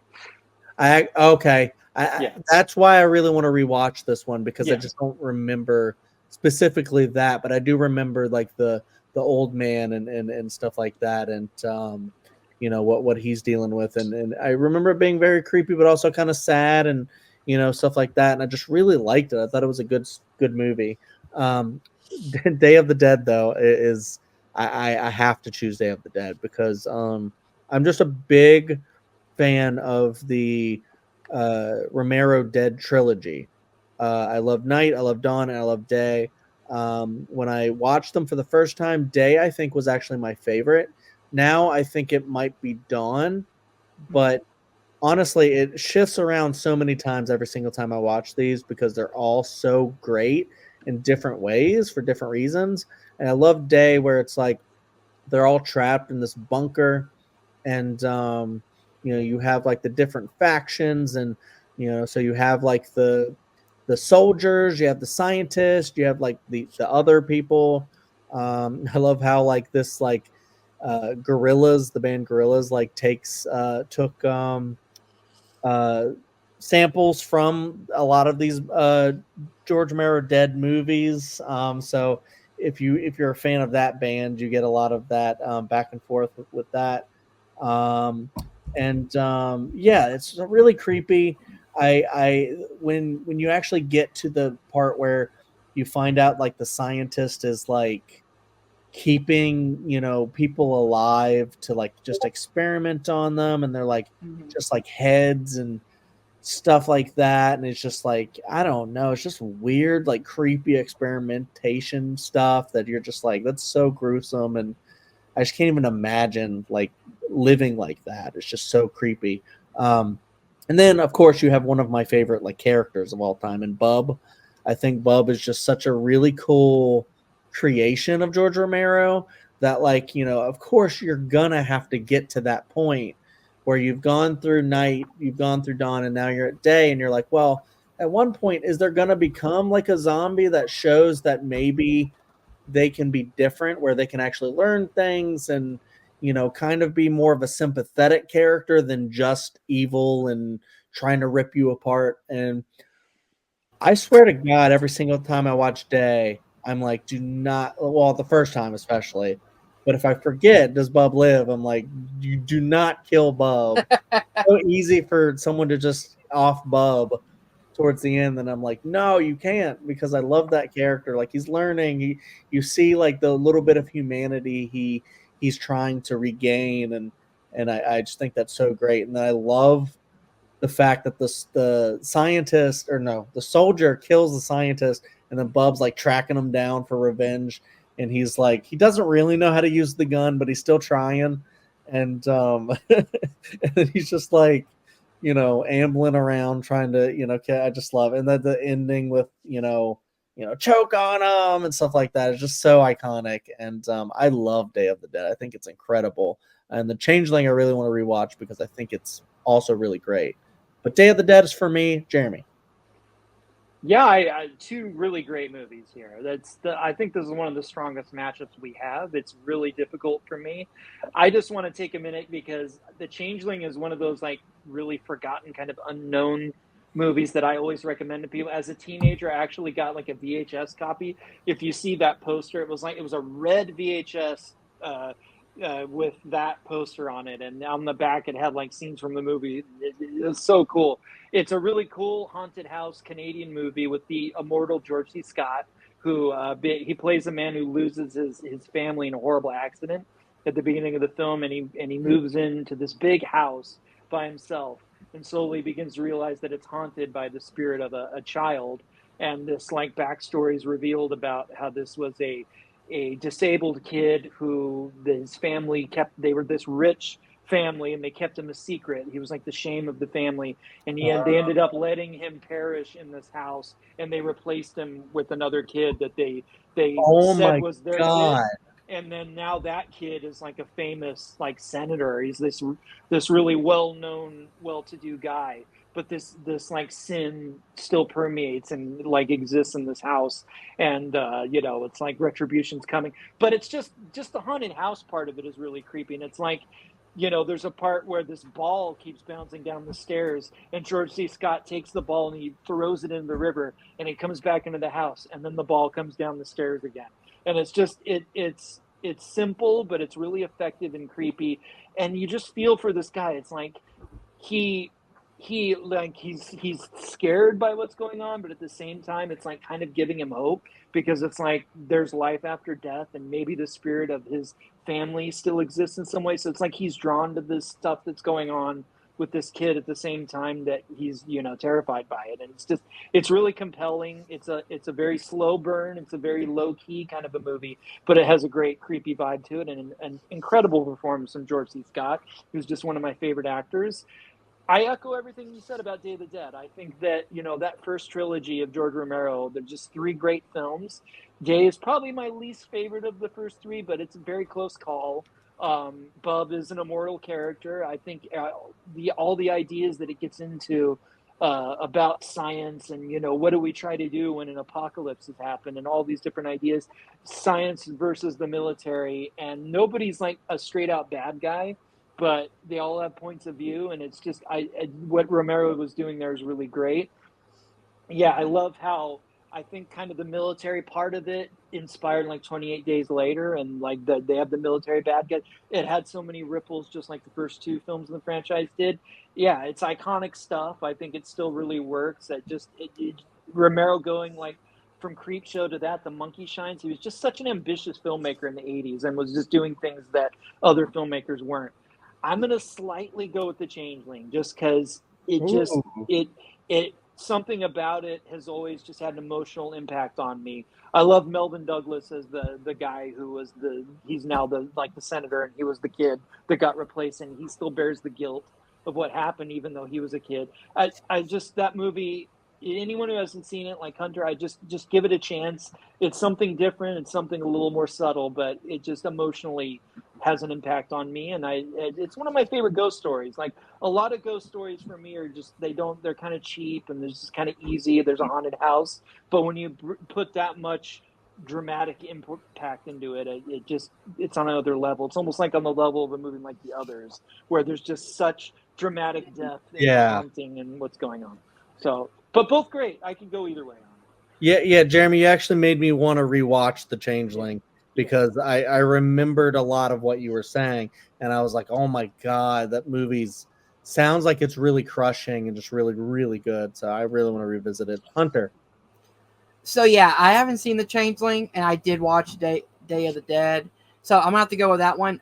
Day of the Dead is probably my third favorite in the trilogy, because I'd probably go Dawn, then Night, then Day, personally. But I still like the aspect of it where you have the military, you have the kind of the warring forces, and I like seeing the world advance where it's like, okay, what does the world look like, years after the zombie apocalypse happened? Like, how are they dealing? How are they living in a world with zombies? I like those type of movies. But The Changeling, I definitely want to check out, especially with what Jeremy has been saying. That movie sounds like it's going to be right down my alley. So I'm definitely going to check it out. But yeah, because I've seen Day of the Dead, have not seen The Changeling, I got to go with that one. What was the next one after that? After Day? Land. Not Dire. What is it? It's Land. Yeah. Land. Land. I think is actually not bad. I think that's a good continuation of. Is Diary of the Dead Romero's as well? Or is that somebody else? Diary and Survival are both Romero. Yeah. Neither of them are good in my opinion, but Land. Land, I think, is watchable, and it shows you more of like where the where they're at after Day. I think so. It's actually really interesting. If you want to see the progression of from Night to Land is actually kind of cool. Carrie. Yeah, The Changeling is really good, but I just prefer Day of the Dead a little bit more. Sure. The Changeling is a really slow burn, and it can make it like a little tough to watch. And Day of the Dead is kind of like action packed, and so like usually if I'm gonna choose one of these to throw on, it's gonna be Day of the Dead. Yeah. All right, that Day of the Dead moves on, and now we go, and we're gonna make this quicker because we're running close to 3 hours, and we're gonna go to speed through this. We've already given our thoughts. If you want to say like a little sentence or two, that's fine. But most of the time we just say the movie we're picking. But let's go ahead. All right, so Prince of Darkness moved on. And then American Werewolf. All right, so now we're gonna go around. Hunter, Prince or American? American Werewolf in London. Carrie. American Werewolf in London. Also go American Werewolf. Jeremy. Yeah, American Werewolf. It's one of my favorites. Perfect. All right. Moving down, it was The Thing, and it was Psycho 2? Psycho 2, yeah. We did it. Yeah. That's right. It was a tie. Carrie, The Thing or Psycho 2? The Thing. I'm also obviously going to go The Thing here. Jeremy. Yeah, love Psycho 2, but no, it's The Thing. Hunter. The Thing. It's a classic. Oh, shit. Okay. I was about to say, is it going to let me? All right. It did. All right. So now we have Halloween 3 versus Cujo. Oh my God. Tougher one, yeah. This is very tough. They're actually very similar in quality. Like, they're not great, but they're like watchable and good, and I like watching them. I'll go Halloween 3. Jeremy. Stephen King guy. Got to go Cujo. I actually think Okay. it's quite a bit better than Halloween 3, in my opinion. Okay, nice. Hunter, I'm going Cujo as well. Carrie, Halloween 3. Let's get that dice. get Yep. the die. Carrie, do evens Halloween and odds Cujo. 2. Was that Halloween Even 3? yeah. Okay, cool. All right, Halloween 3. All right, then we have Friday the 13th and Friday. Shopping Mall. Friday, Shopping Shopping Mall. Mall. All right, so Jeremy, Friday. Hunter, This is actually tougher for me, but yeah, I'm gonna go Friday. Carrie. Friday. I'll go Friday as well. Yep. I actually thought Hunter was going to go Shopping Mall, to be honest. Yeah, I was close. I was close, but All right, and then we move over here. All right. All right, so now we're at Dream Warriors versus Demons. Hunter, Dream Warriors. Carrie. Dream Warriors. I'll also go Dream Warriors. Jeremy. Yeah, Dream Warriors. Yeah. All right, and then we have Evil Dead versus The Fly. Carrie. Evil Dead. I'll also go Evil Dead. Jeremy. I'm the Fly all the way. Hunter. The Fly. Wow. Okay. I thought So you would go Carrie. Evil Dead. Oh, that's right. You don't like it as much. So Carrie, do I guess evens top, odds bottom. That's what we've kind of been doing. Mhm. 4. Evil Dead. Yep. Fair enough. All right. Then we got Texas Chainsaw versus The Shining. 2 versus The Shining. Is that me? Carrie. Or no, I think it's me. I'll go The Shining. Jeremy. The Shining. Hunter. Overlook it. The Shining. Carrie. The Shining. All right. No dice necessary. Creep Show versus Day of the Dead. Jeremy. I'm gonna go Creep Show. Hunter. Creep Show. Carrie. Day of the Dead. I'll also go Day of the Dead. So same convention. Evens, odds, evens top. 1. Odds, bottom. What? 1. So Day of the Dead. Yeah. All right. So now, all right. So over on this side, starting with, I guess, Hunter, American or The Thing? The Thing. All right. Carrie. The Thing. Also go The Thing. Jeremy. The Thing. Okay. Love both. And then we'll go to Halloween 3 versus Friday. Halloween versus Friday. The weekend Yeah. of the bracket. Yeah, it really is. Carrie. Friday. This is tougher for me. Also go Friday. Jeremy.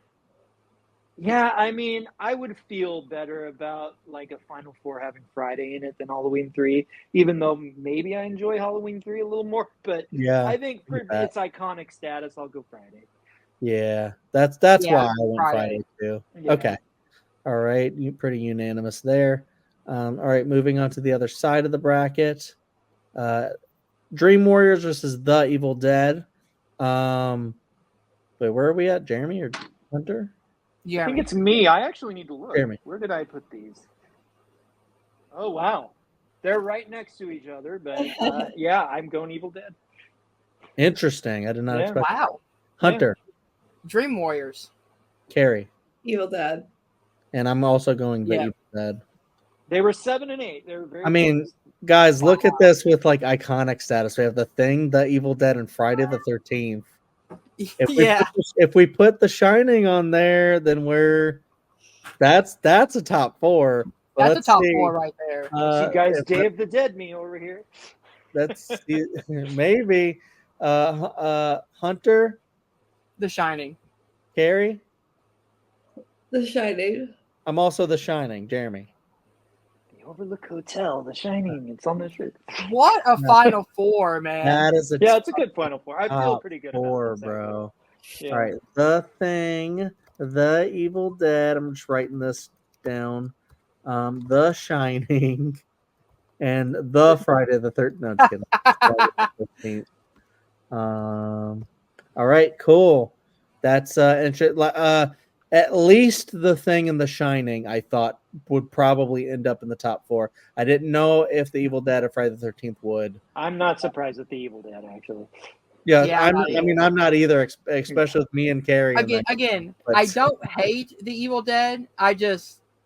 It's I'm the a- least favorite of the Yeah. series for me. All Like right. I said, I I mean, appreciate the hell out of it. I'm a Oh, little yeah. surprised about Friday because none of us love it, but that's just the way it went. You know, with I mean, where it was. this is also at the top there, coming from a guy that put H2O above the original Halloween. So, you know, Yeah, I like to give him shit every time. I will own that. He's like, come at me. It's a wannabe Scream. Of course, he would love it. Yeah, Right. yeah. Right. All right. So now we're down to the top 4. We got to find the top 2 and then the 1 from this bracket. So now we're at We need to. Never mind. I'm getting ahead of it. The Thing versus Friday the 13th. Carrie. The Thing. I'm also The Thing. Jeremy. I hate that these two are even next to each other. The Thing. Hunter. The Thing. All right. The Thing. Moving on to the top 2. Then we have The Evil Dead versus The Shining. It's me. Yep. I think The Shining's probably going to win. I'm going to go The Evil Dead. I like it Fair. a little more. Jeremy. Jeremy. I don't have the Evil Dead on my shirt like you do. You have the Evil Dead on your shirt. I have The Shining. The Shining. Hunter. The Shining. Carrie. The Shining. Oh, all right. I was wondering about Carrie there for a second, but then I was like, you know what? The Shining's probably going to move on. This is a top 2. Oh It my is. god. Holy crap. 2 of the greatest movies ever, I think. I would argue a better top 2 than on the other bracket. Yeah, we have to decide now, though, between these two. Yeah. And we're starting with Jeremy. They're my top 2 on my list. Both movies are absolutely incredible, but The Thing is awesome, and it does have the ending with what it actually happened with Childs and McCready. It does leave you wondering about some things, but there's not that same quality with The Shining where you can endlessly just think about it and what does this scene mean, and there's just so much more to kind of dig into with what Kubrick was doing. They made a whole freaking documentary about people's theories about The Shining. So both iconic, both great, but I just think there's just something in The Shining that is it's just something deeper in that movie. It's Kubrick versus Carpenter. They're both legends, but Kubrick is just on his own level. So yeah, The Shining for me.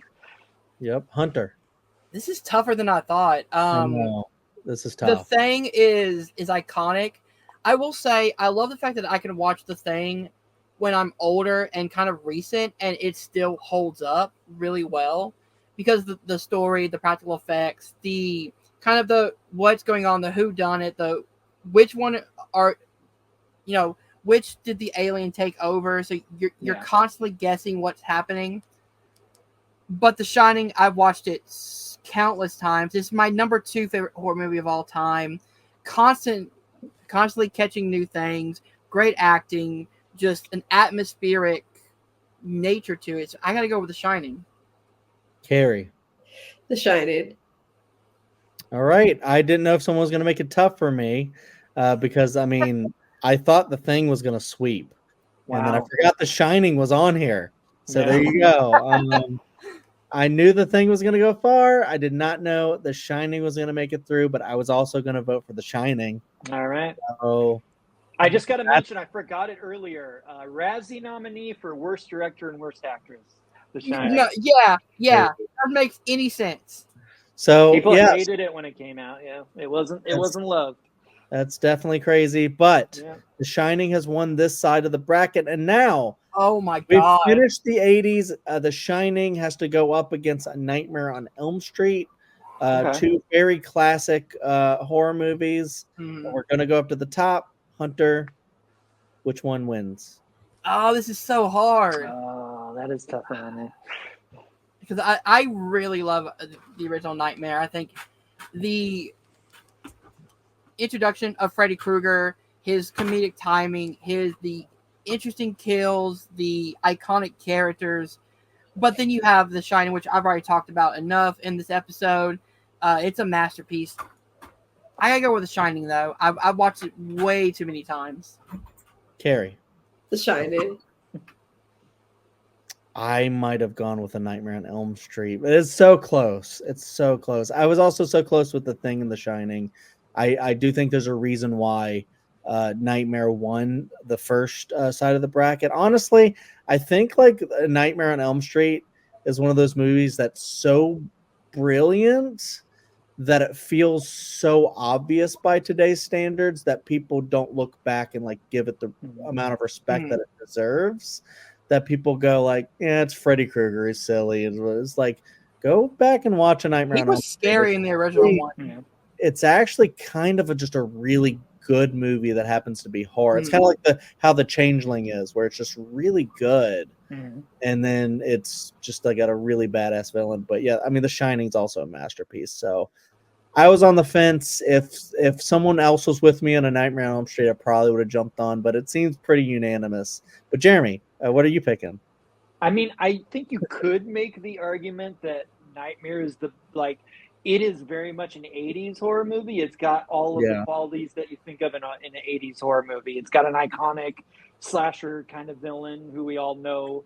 It's more colorful. It's more bloody. The Shining really is a 70s movie that just kind of ended up coming out in 1980. If you were going to look at it that way, you could say Nightmare, but on a technicality, The Shining came out in the 80s, and it's just a better movie on every level. Better acting, better direction by a master, more to think about.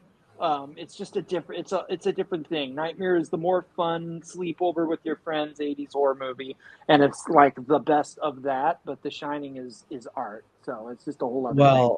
I will just to slightly argue against that. I think Nightmare wins on a story level, because I think The Shining actually strips away the story from the original book, and it's more visual. It has a more intricate story, but some of the acting and the way that it's performed, I think, is weaker, as opposed to The Shining is a little more about the themes than like a propulsive story, but the acting pulls you in so much.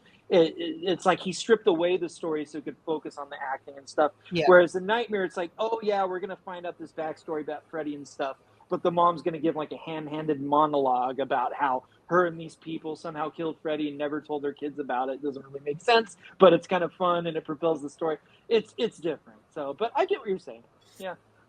We won't get into the debate. Yeah, but it's a whole it could. Actually, it was fun because I once debated the best 1980s horror movie between A Nightmare on Elm Street and the Thing, and I won with The Nightmare on Elm Street. But I will say The Shining is a great movie to win our 1980s bracket as a whole.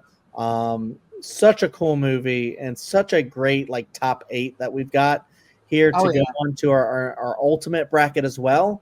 Definitely thank you to everyone on the panel, especially Jeremy for being our special guest again, and I can't wait for him to return. I think you want to do 70s, right, Jeremy? I do. That sounds great. I'm so excited for that. We could just go around. If anybody wants to plug anything, Hunter at the top. Check out this channel right here. Go ahead and subscribe to Welcome to Primetime. We can't wait to do the 70s bracket. The list of the movies for the 70s is insane. So that's going to be an interesting debate.